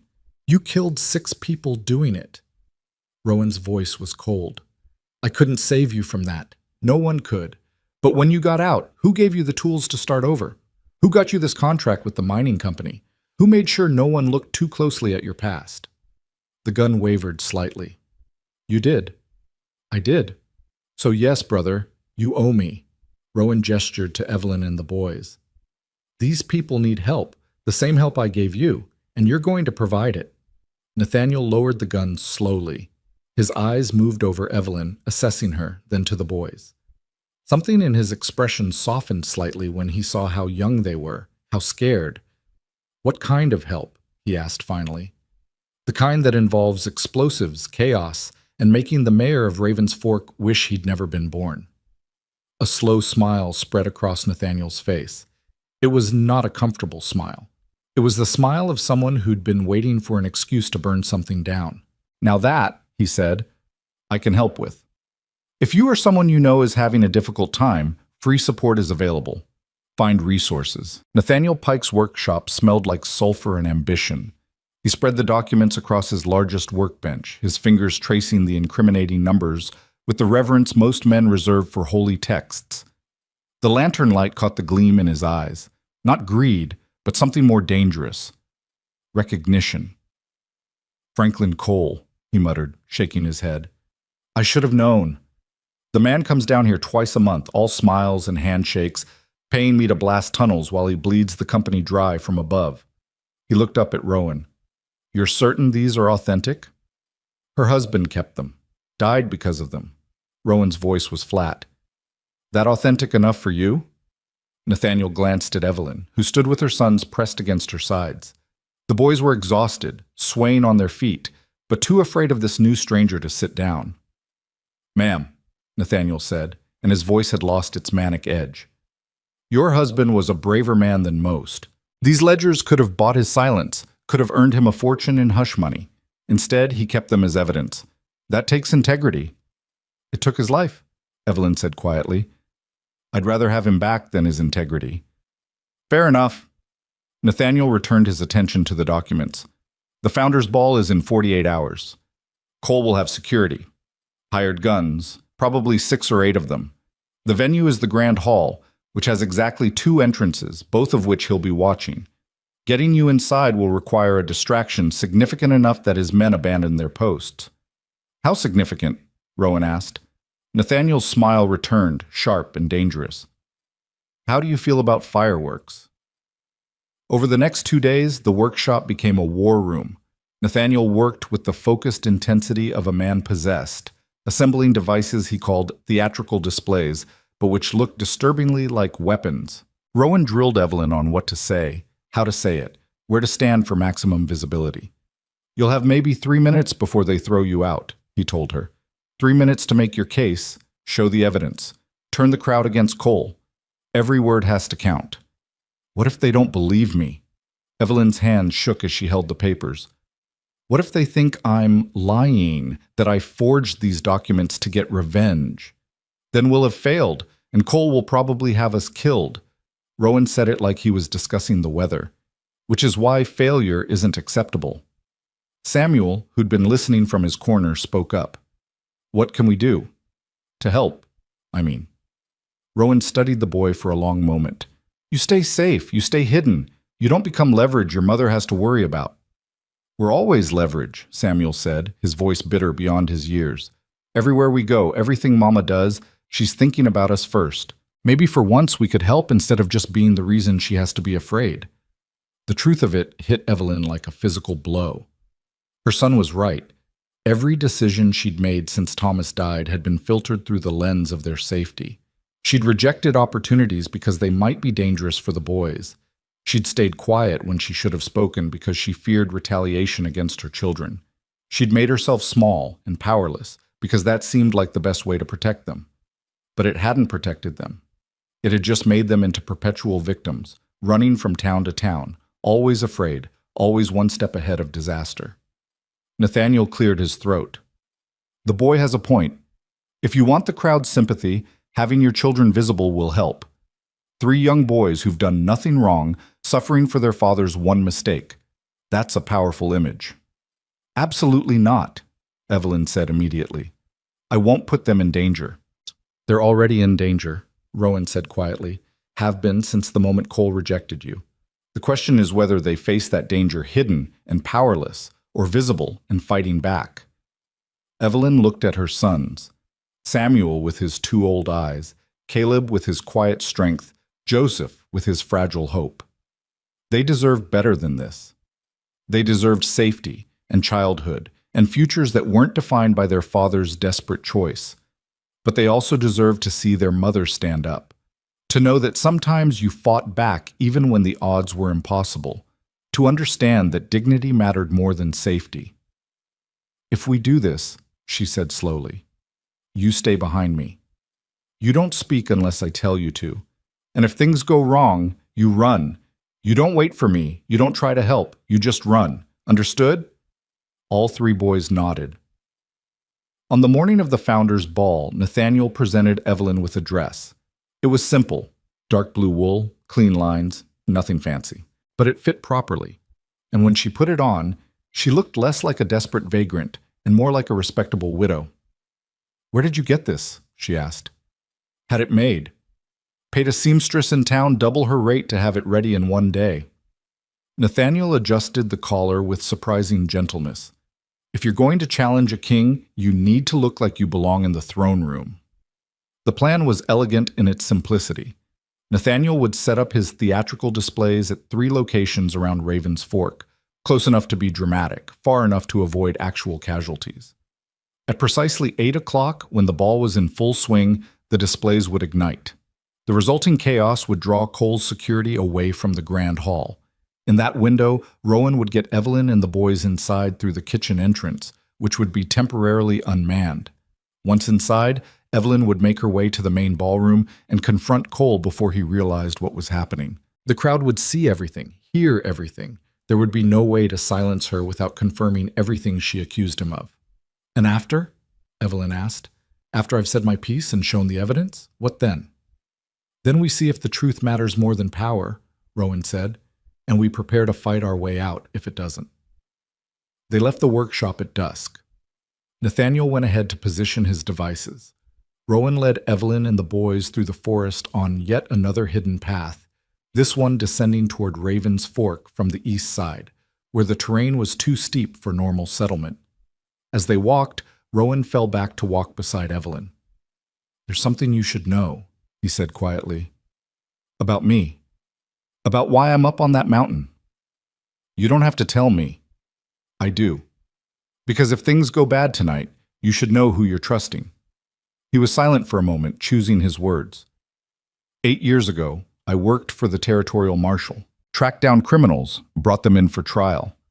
I was good at it, too good. They started sending me after harder targets, more dangerous men. He paused, and Evelyn waited. There was a man named Garrett Cross. He'd killed 6 people, robbed twice that many. I tracked him to a homestead outside Denver, found him hiding in the barn. He surrendered without a fight, hands up, asking for mercy. Rowan's voice had gone hollow. I should have arrested him, should have brought him in, but I was tired. Tired of chasing, tired of seeing him lawyer his way out of consequences like so many others had. So I shot him, executed him right there, unarmed and surrendering. Evelyn's breath caught, but she didn't speak. The marshal covered it up, called it self-defense, said Cross had gone for a weapon. But I knew what I'd done. I'd murdered a man because it was easier than trusting the system to deliver justice. So I turned in my badge and left. Came to the mountain to disappear, to punish myself by living alone, to make sure I never had power over another person's life again. Why are you telling me this? Because tonight, I might have to make similar choices. And you should know that I'm capable of it, that I've crossed lines most men wouldn't even approach. He looked at her directly. I'm not a good man, Mrs. Hart. I'm just a man who's trying to do one good thing before the end. Evelyn reached out and touched his arm. Thomas used to say that good men don't exist, only men who keep trying despite their failures. I think you're one of those. Rowan didn't respond, but something in his expression softened. They reached the outskirts of Raven's Fork just as full darkness fell. The town was alive with light and music. The Grand Hall stood at the center, 3 stories of imported timber and glass, glowing like a lantern. Well-dressed people moved through the streets, heading toward the celebration. Rowan led them to a stable behind a boarding house. Wait here. I'm going to check Nathaniel's positions, make sure everything's ready. Don't move. Don't talk to anyone. I'll be back in 20 minutes. He disappeared into the shadows. The boys huddled close to their mother, watching the celebration through gaps in the stable walls. Somewhere inside that bright building, Mayor Franklin Cole was holding court, confident in his power, certain that his secrets were safe. He had no idea that his world was about to burn. Rowan returned exactly 20 minutes later. Nathaniel's in position. Devices are set. We have until 8 o'clock, 15 minutes. He looked at Evelyn. Last chance to change your mind. We can leave right now. Head north to those mining camps I mentioned. You could build a quiet life there. Safe. Anonymous. Evelyn thought about it. Really thought about it. A quiet life sounded wonderful. Safety for her son sounded like heaven. But Thomas would still be dead. His name would still be stained. And Franklin Cole would still be stealing and lying and destroying lives without consequence. No, she said. We're doing this. At precisely 8 o'clock, the first explosion lit up the night sky. It wasn't loud so much as bright, a fountain of colored sparks erupting from the roof of the assay office, red and gold and blue cascading like a waterfall of light. People in the streets stopped and pointed, delighted by the unexpected display. Then the second device triggered, this one on the far side of town. More sparks, more colors, and this time accompanied by a sound like thunder rolling through the mountains. The third explosion was the largest. It erupted from the bell tower of the town hall, sending streamers of silver fire hundreds of feet into the air. The crowd gasped and cheered, thinking it was part of the celebration. But inside the grand hall, Cole's security detail wasn't cheering. Evelyn watched through a window as 4 men in dark suits rushed out the front entrance, heading toward the disturbances. 2 more exited through the back. Now, Rowan said. They moved quickly. The kitchen entrance was exactly where Nathaniel said it would be, and exactly as unguarded as he'd promised. They slipped inside past hanging pots and startled cooks too busy preparing food to question why a widow and 3 children were entering through the back. The hallway beyond led to a servant's stair. Rowan led them up, moving with the confidence of someone who'd memorized the building's layout. At the top, they emerged into a gallery overlooking the main ballroom. The sight below was staggering. Hundreds of people in their finest clothes, dancing and drinking and laughing. Crystal chandeliers threw rainbow light across polished floors. A string quartet played in one corner. Tables laden with food lined the walls. And at the center of it all, holding court like a king, was Mayor Franklin Cole. He was laughing at something a woman had said, his face flushed with wine and self-satisfaction. Around him clustered Ravens Fork's elite, mine investors, business owners, territorial officials. These were the people who mattered, the ones with money and influence. These were the witnesses Evelyn needed. "Remember the plan," Rowan whispered. "You walk down those stairs, you head straight for Cole, you speak loud and clear. Don't let them interrupt you. Don't let them silence you. And no matter what happens, don't back down." Evelyn nodded. Her heart was hammering so hard she thought it might break through her ribs. Her hands were slick with sweat. Every instinct screamed at her to run, to hide, to protect her children by staying invisible. But she was done being invisible. She descended the stairs with her sons behind her. Heads turned as they passed. Conversations died. The music continued, but people were starting to notice the woman in the simple blue dress, the three thin boys, the way they moved with purpose toward the center of the room. Cole saw her when she was still 20 feet away. His smile faltered, his eyes narrowed. He said something to the man beside him, who immediately started moving toward Evelyn. She had seconds, maybe less. Evelyn raised her voice, projecting it the way she used to when calling her sons in from the yard. "Mayor Cole, I have something to show you." The music stopped. The entire ballroom fell silent. Hundreds of eyes turned toward her. Cole's face went through several expressions: confusion, recognition, anger, calculation, before settling on concerned confusion. "Mrs. Hart, isn't it? I'm afraid this is a private event. If you need assistance, I'm sure Sheriff Morrison can help you find appropriate lodging for—" "I don't need lodging. I need justice." Evelyn pulled the documents from her dress and held them high. "These are accounting records from the Ravens Fork Mining Company. They show systematic embezzlement over the course of 3 years. $73,000 stolen through fake expenses and fraudulent contractor payments." The crowd murmured. Cole's face had gone pale, but his voice remained steady. "My dear woman, I don't know where you got those papers, but I assure you they're forgeries. The mining company's books are regularly audited and found to be— My husband audited them, Thomas Hart. You hired him last spring to sort out your accounts before the territorial inspection. He found the discrepancies and documented them. He kept these copies as evidence." Evelyn's voice didn't shake. "And when he tried to report what he'd found, you arranged for him to be accused of theft. You destroyed his reputation so thoroughly that no one would believe anything he said. You drove him to kill himself to protect your secrets." The murmuring grew louder. Cole's eyes darted around the room, searching for his security, but they were still outside chasing Nathaniel's fireworks. "This is slander," Cole said, his voice hardening. "This woman's husband was a proven thief. She's desperate and grief-stricken, and she's making wild accusations to—" "The proof is right here." Evelyn walked forward and thrust the documents at the nearest well-dressed man, a portly gentleman with wire-rimmed glasses who she'd heard someone call Mr. Hutchinson. "You're an investor, aren't you? You put money into the mining company. Look at the entries. Look at what's been stolen from you." Hutchinson took the papers hesitantly. His eyes scanned the pages, and his expression shifted from skepticism to confusion to fury. "These are legitimate ledgers. I recognize the company seal. And these numbers, Cole, these show payments to contractors we never authorized, equipment we never purchased. Let me see those." Another man stepped forward, younger, sharper. He took the papers and examined them with the eye of someone who knew how to read financial records. "She's right. This is embezzlement, clear as day. And if her husband found this, that means—" He looked up at Cole. "That means you had motive to silence him, to destroy him before he could expose you." Cole's mask was cracking. "This is ridiculous. I'm the mayor of this town, a respected businessman. I won't stand here and be accused by some vagrant widow who—" "You called my husband a thief," Evelyn said, and her voice cut through his bluster like a blade. "You told the whole town he was a criminal. You used his one desperate act to save our dying son as proof that he was worthless. You rejected me and my children on Christmas Eve and sent us into a blizzard to die. And you did it all to protect your own crimes." She turned to face the crowd, addressing all of them now. "My husband made a mistake. He borrowed money he couldn't pay back because I was desperate to save our son's life. It was wrong. He knew it was wrong, and the shame of it killed him.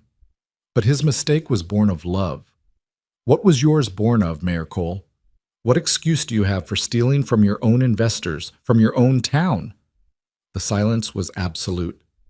Every person in that ballroom was staring at Cole now, seeing him with new eyes. The comfortable certainty that he was their leader, their protector, was crumbling. Cole seemed to realize he'd lost control of the room. His hand moved toward his coat pocket. Rowan was faster. He'd moved down from the gallery during Evelyn's speech, positioning himself behind Cole. When the mayor's hand went for what was probably a derringer, Rowan caught his wrist and twisted. The gun clattered to the floor. "I wouldn't," Rowan said quietly. "Not in front of all these witnesses." Cole's face had gone from pale to red. "You have no authority here, Pike. You're nothing but a hermit, a murderer hiding in the mountains. No one will believe anything you—" "They don't have to believe me."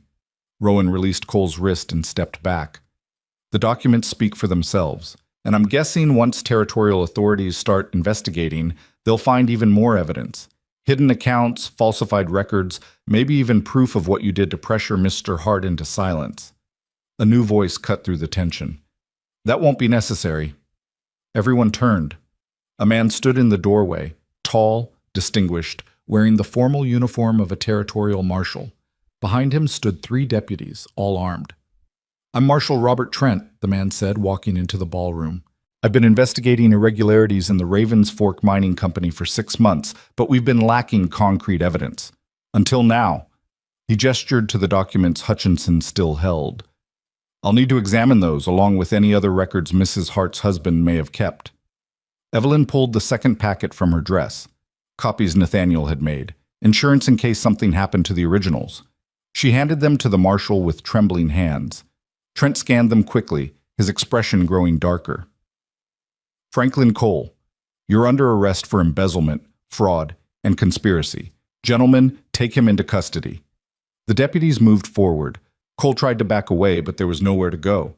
The crowd that had always parted for him now formed a wall, blocking his escape. "This is a mistake," Cole said, his voice rising with panic.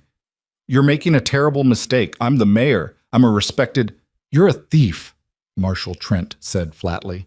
"And if we find evidence linking you to Thomas Hart's death, you'll hang for it." The deputies locked irons around Cole's wrists. He looked around the ballroom, searching for allies, for someone who would speak in his defense. No one did. The same people who'd celebrated with him moments ago now looked away, unwilling to be associated with his fall. As the deputies led Cole toward the door, he passed close to Evelyn. For a moment their eyes met. "You've destroyed me," he said quietly. "I hope you're proud." "I'm not proud," Evelyn said.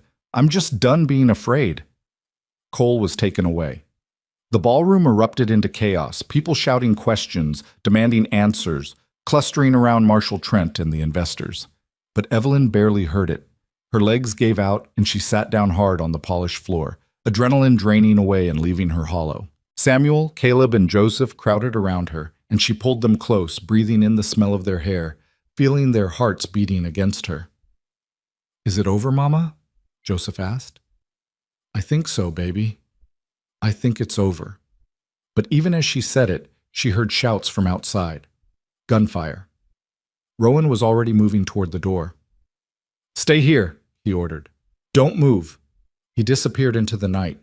More shots rang out, closer now. The crowd in the ballroom surged toward the exits, panic replacing their earlier curiosity. Evelyn pulled her sons under one of the refreshment tables, shielding them with her body. Through the press of legs and chaos, she could see the main entrance. A man stumbled through it, blood soaking his shirt. He wore a deputy's badge. "They got the marshal," he gasped. "Cole's men. They were waiting outside. They killed Marshal Trent and freed Cole."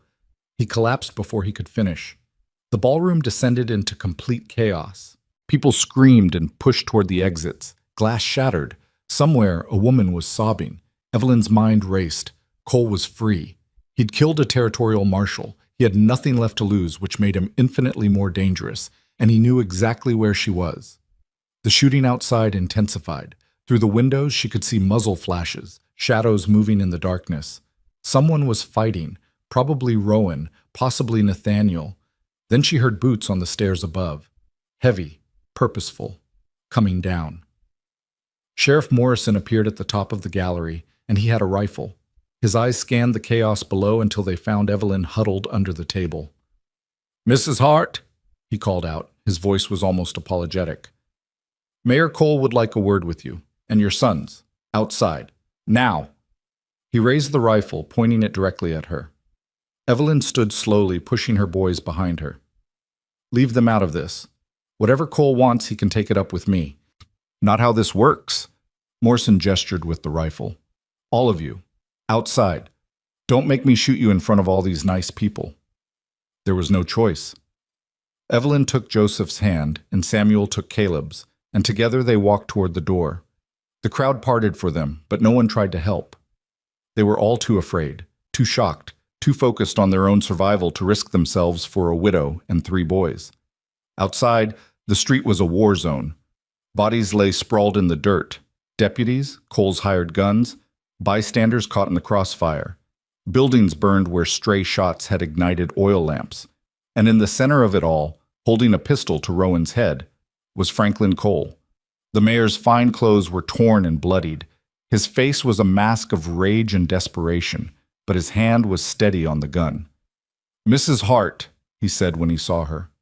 "How kind of you to join us. I believe we have some unfinished business." "Let him go," Evelyn said. "Your fight is with me, not him." "Oh, I disagree.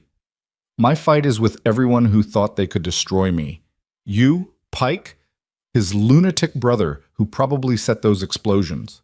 Cole pressed the gun harder against Rowan's temple. "But you're right about one thing. This ends tonight. All of it." A shot rang out. Cole staggered, blood blooming across his shoulder. The gun fell from his hand. Nathaniel stepped out from behind a burning building, a smoking rifle in his hands. "You were saying, Mayor?" Cole clutched his shoulder, his face twisted with pain and fury. He reached for the fallen pistol with his good hand. Another shot. This one didn't come from Nathaniel. Sheriff Morrison, still standing in the doorway of the Grand Hall, lowered his rifle slowly. The bullet had taken Cole in the chest, dropping him to his knees. "Should have paid me better," Morrison said quietly. "Maybe then I would have been loyal." Cole fell forward into the dirt. His breathing was labored, bubbling. He tried to say something, but blood filled his mouth. Evelyn walked over to him and knelt down. She didn't feel triumph or satisfaction, just exhaustion and a strange kind of pity. "I didn't want this," she said. "I just wanted you to tell the truth, to admit what you'd done, to let us live in peace." Cole's eyes found hers. He tried to speak again, and this time she could make out the words. "Should have let you freeze." Then he died. Rowan pulled himself free from Cole's dead grip and immediately went to Evelyn, checking her for injuries. "Are you hurt? The boys?" "We're fine." She looked around at the carnage, the burning buildings, the bodies. "Is this what justice looks like?" "Sometimes," Rowan said. "Sometimes it's messy and violent and nothing like we hope it will be. But it's still justice." More riders were coming, territorial lawmen drawn by the explosions and gunfire.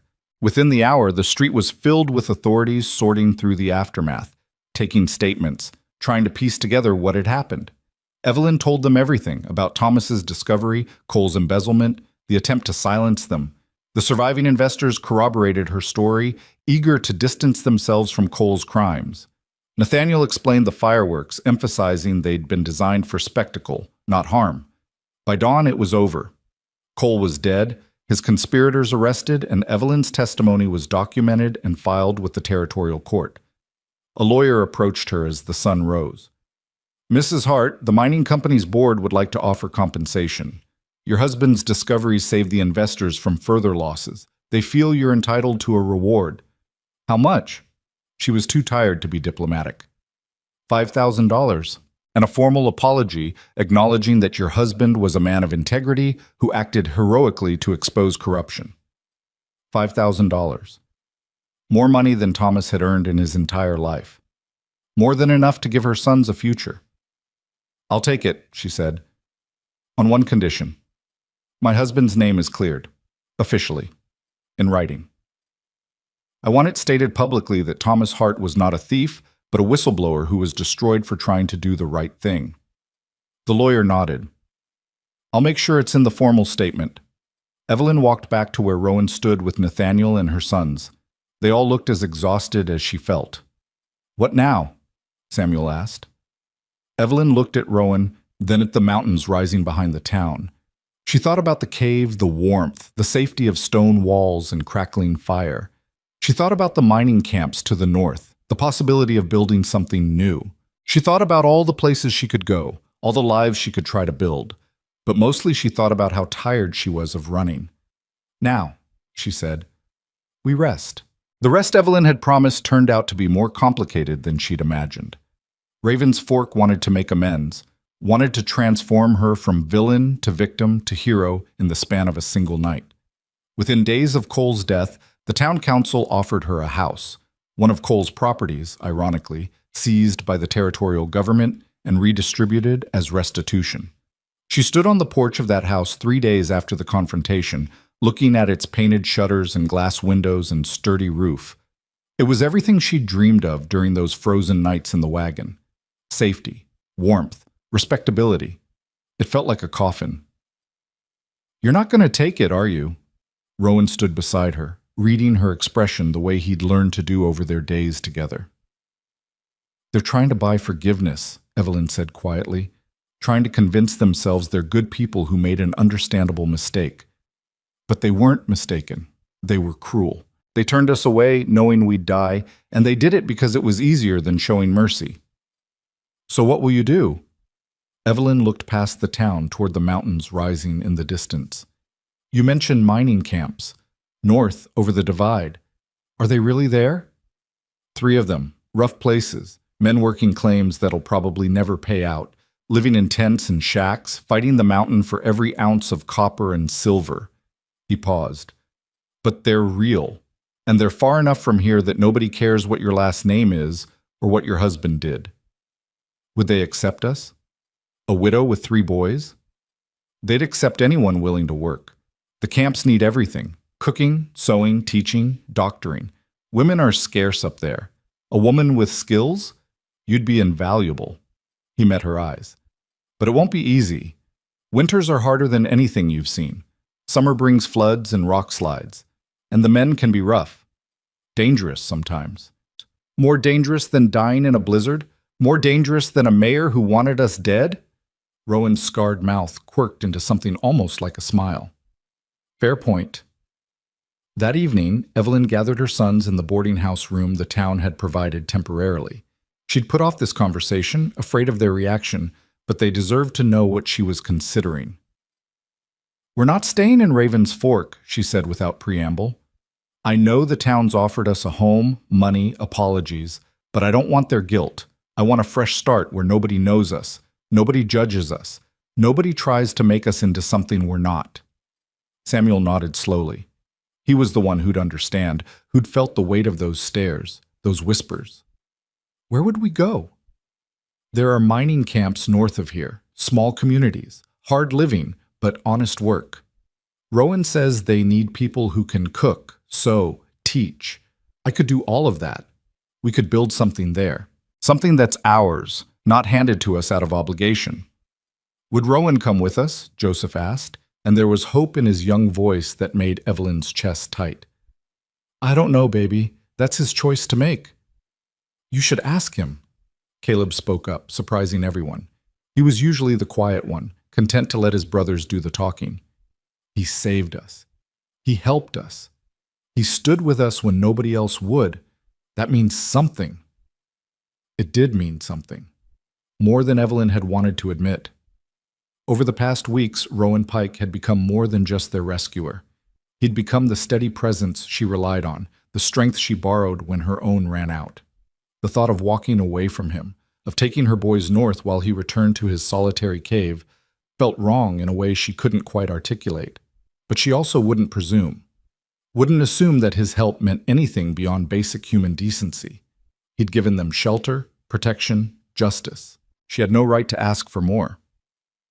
The next morning, she found him in the stable behind the boarding house, checking on the horse he'd brought down from the mountain. The animal was in better shape than Evelyn's old mare, which had finally given up and died 2 days after they'd reached town. "I'm taking the mining camp offer," she said. "The boys and I. We're leaving in 3 days as soon as I can get supplies together." Rowan continued brushing the horse, his movements steady and rhythmic. "Smart choice. Staying here would be like living in a cage made of apologies. I wanted to thank you for everything. We wouldn't have survived without you. We certainly wouldn't have gotten justice for Thomas without your help and Nathaniel's." She paused. "I don't know how to repay that kind of debt." "You don't owe me anything." He set down the brush and finally looked at her. "You paid whatever debt existed the moment you stood up in that ballroom and told the truth. That took more courage than anything I've done. I was terrified." "I know. That's what made it courage." He was quiet for a moment. "The mining camps, they're 4 days' travel from here, rough trail, especially with children. You'll need someone who knows the way." Hope flared in Evelyn's chest. "Are you offering?" "I'm saying you shouldn't make that journey alone. And I'm saying I know those camps, know the people who run them, know which ones are safe and which ones aren't." He picked up the brush again, not meeting her eyes. "Someone should guide you. Make sure you get there in one piece." It wasn't a declaration, it wasn't even really an offer, but it was the closest thing to commitment that Rowan Pike seemed capable of giving. "We'd be grateful for a guide," Evelyn said carefully, "for as long as you're willing to provide one." Something shifted in his expression. Relief, maybe, or something deeper that he wouldn't name. They left Raven's Fork on a morning so clear and cold that the air seemed to ring like crystal. The town turned out to see them off, which Evelyn found grimly amusing. The same people who'd watched them leave to die in a blizzard now waved and called out good wishes, already rewriting history in their minds. But there were a few genuine goodbyes. Mr. Hutchinson, the investor who'd first examined the ledgers, pressed a package into Evelyn's hands. "Food for the journey, and a letter of introduction to the superintendent at the Copper Ridge camp. Tell him I sent you. He'll treat you fairly." The seamstress who'd made Evelyn's dress for the ball gave each of the boys a warm scarf. "You were very brave," she told Samuel. "All of you. Your father would be proud." It was the first time anyone in Raven's Fork had spoken of Thomas with respect. Samuel's eyes filled with tears, but he blinked them back and thanked her. Nathaniel met them at the edge of town.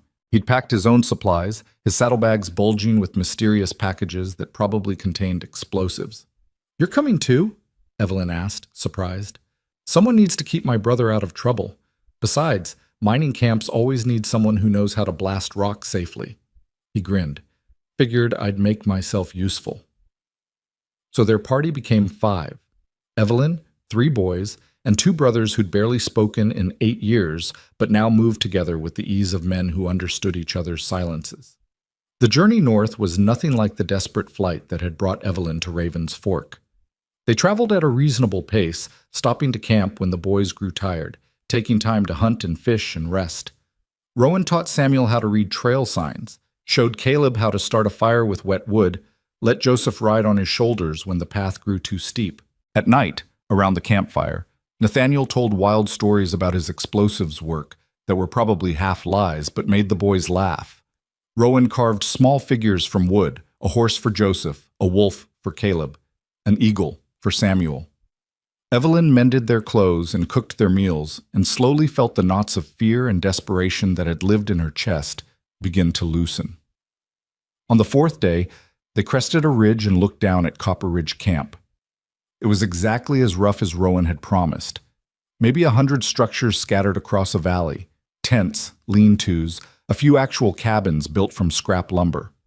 Smoke rose from a dozen chimneys. The sound of picks striking stone echoed off the surrounding cliffs. But there were also gardens, carefully tended despite the short growing season, clotheslines strung between buildings, children playing in the dirt, the signs of people trying to build lives, not just extract wealth. "It's not much," Rowan said. "It's enough," Evelyn replied. The camp superintendent was a man named Douglas Kern, grizzled and practical, who read Hutchinson's letter and looked Evelyn up and down with assessing eyes. "Can you really cook for 50 men?" "I can cook for 100 if you've got the supplies." Can you teach reading and arithmetic to the children? I was a school teacher before I married. Can you keep your head in a crisis? We get accidents up here. Cave-ins, injuries, sometimes worse. Need people who won't panic. Evelyn thought about driving a broken wagon through a blizzard, about performing surgery on Rowan's gunshot wound with trembling hands, about standing in a ballroom and accusing a mayor of murder while armed men surrounded her. I don't panic, she said. Kern nodded slowly. You're hired. $20 a month plus room and board for you and the boys. We've got a cabin that's been empty since the Johnsons moved on. It's small, but it's solid. You can have it. John, the cabin was tiny. One room with a loft, a stone fireplace, gaps between the wall logs that would need chinking before winter. But it had a door that locked, and windows that opened, and a view of mountains that made Evelyn's heart lift every time she looked at them. What do you think? She asked her sons. Samuel walked the perimeter, testing the floorboards, checking the roof beams. It's sturdy. We can make it work. Caleb was already planning. We'll need firewood, a lot of it. And we should build a storage shed before the snow comes. Joseph just smiled, the first genuine smile Evelyn had seen from him in months. It feels safe, Mama, like nobody can hurt us here. That night, after the boys had fallen asleep in the loft, Evelyn sat outside on the small porch, watching stars emerge in the darkening sky. Rowan approached silently, the way he always did, and sat down beside her without asking permission. You did good, he said. The boys are settling in. You found work. This is a good place for a fresh start. Thanks to you. You would have made it here eventually. You're tougher than you think. They sat in comfortable silence for a while. Then Evelyn asked the question she'd been avoiding.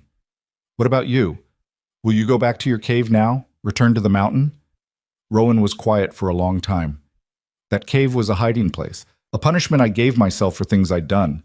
But living there, alone, never speaking to anyone for weeks at a time, that wasn't healing. That was just slow dying. What changed? You did. Your boys did.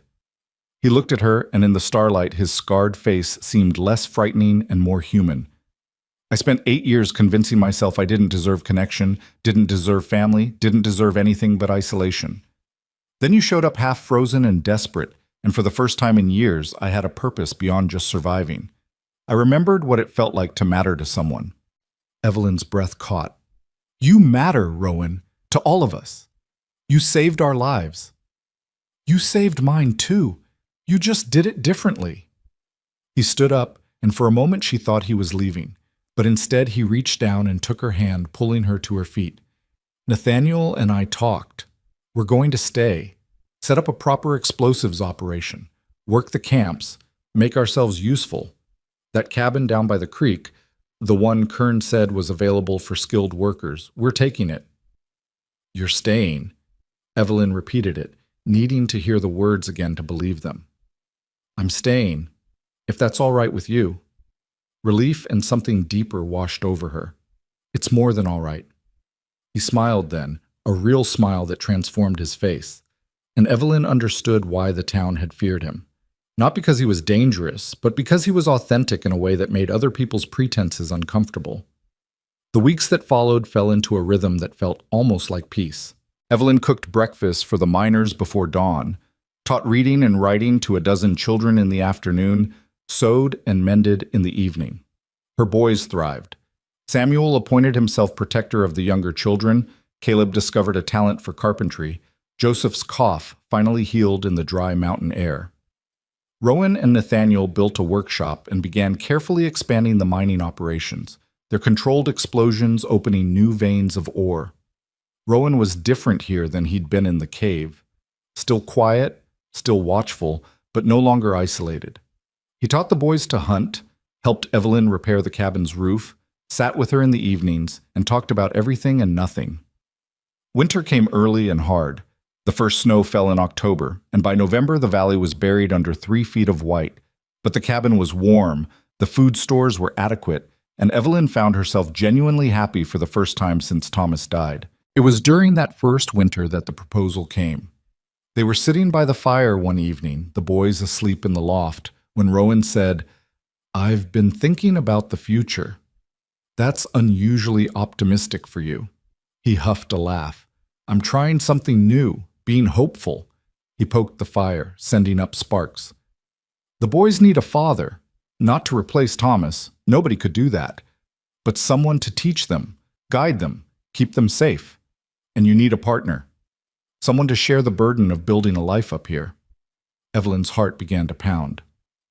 What are you saying, Rowan? I'm saying I'm not good with words, so I'll be direct. I want to marry you. Not because you need rescuing or because I need redemption, but because I love you. Because I love those boys.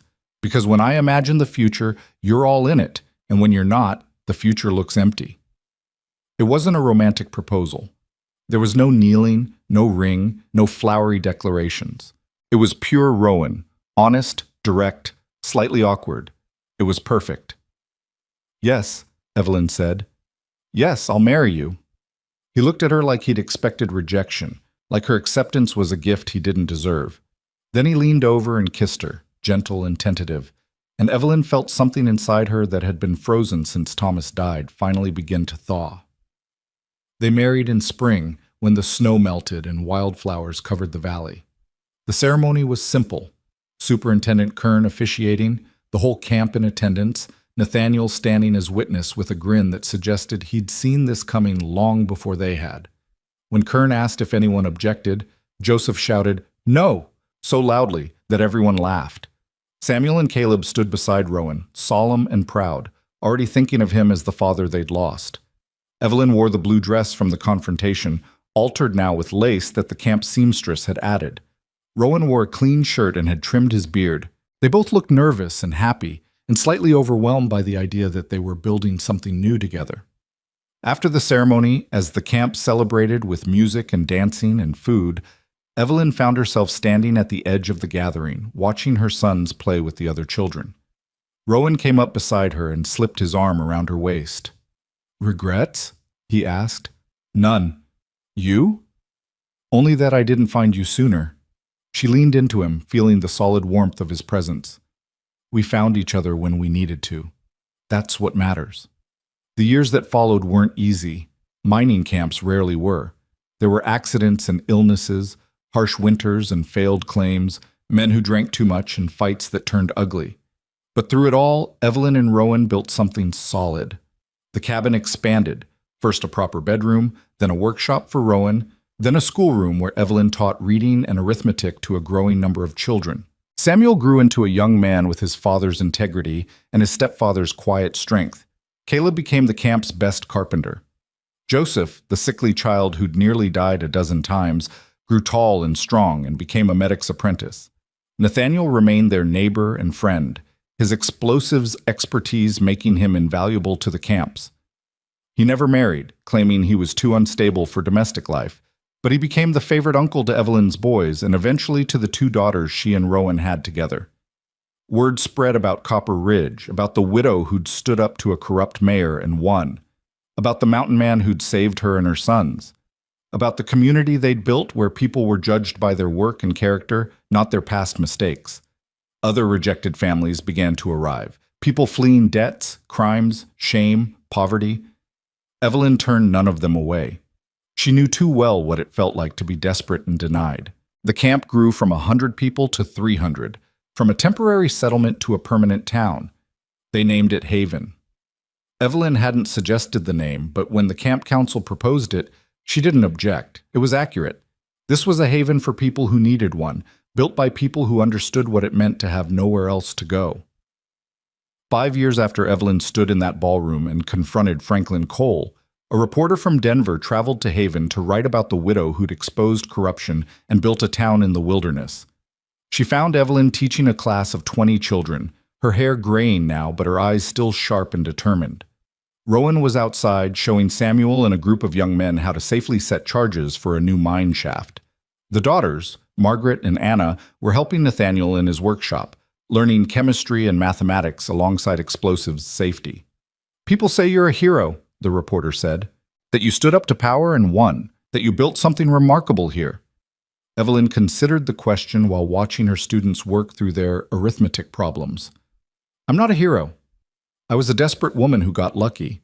The real heroes were the people who helped when they didn't have to. Rowan, who opened his door when the whole town closed theirs.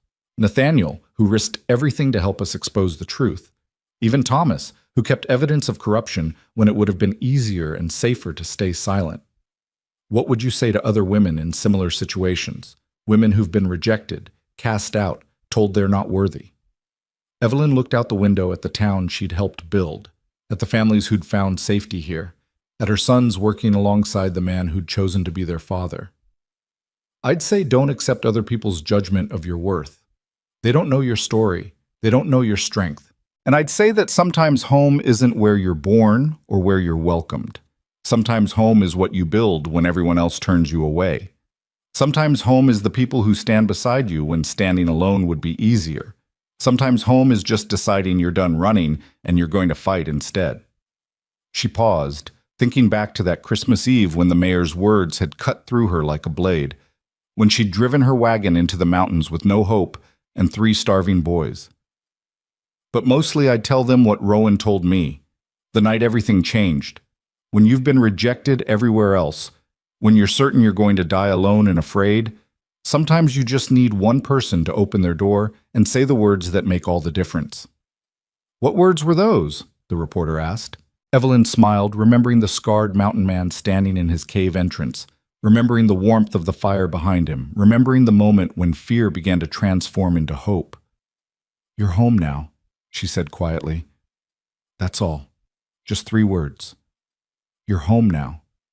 And suddenly, impossibly, I was. The reporter left the next day with her story.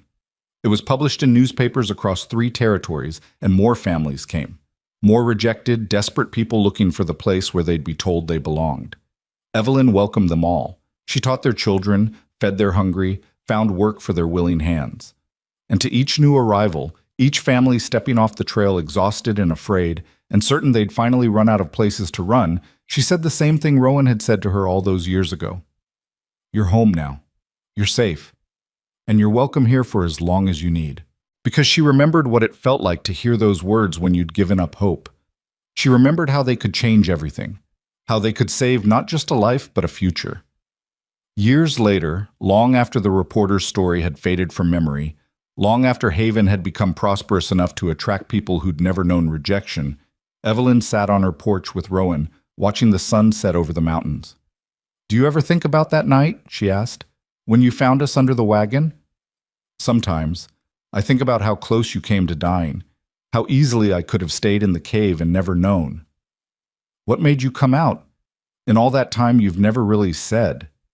Rowan was quiet for a long moment. Then he said, "I heard your youngest crying.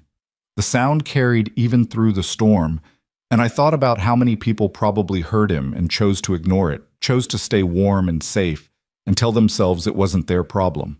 And I realized I could be one of those people, or I could be someone different, someone who walked into the storm instead of hiding from it."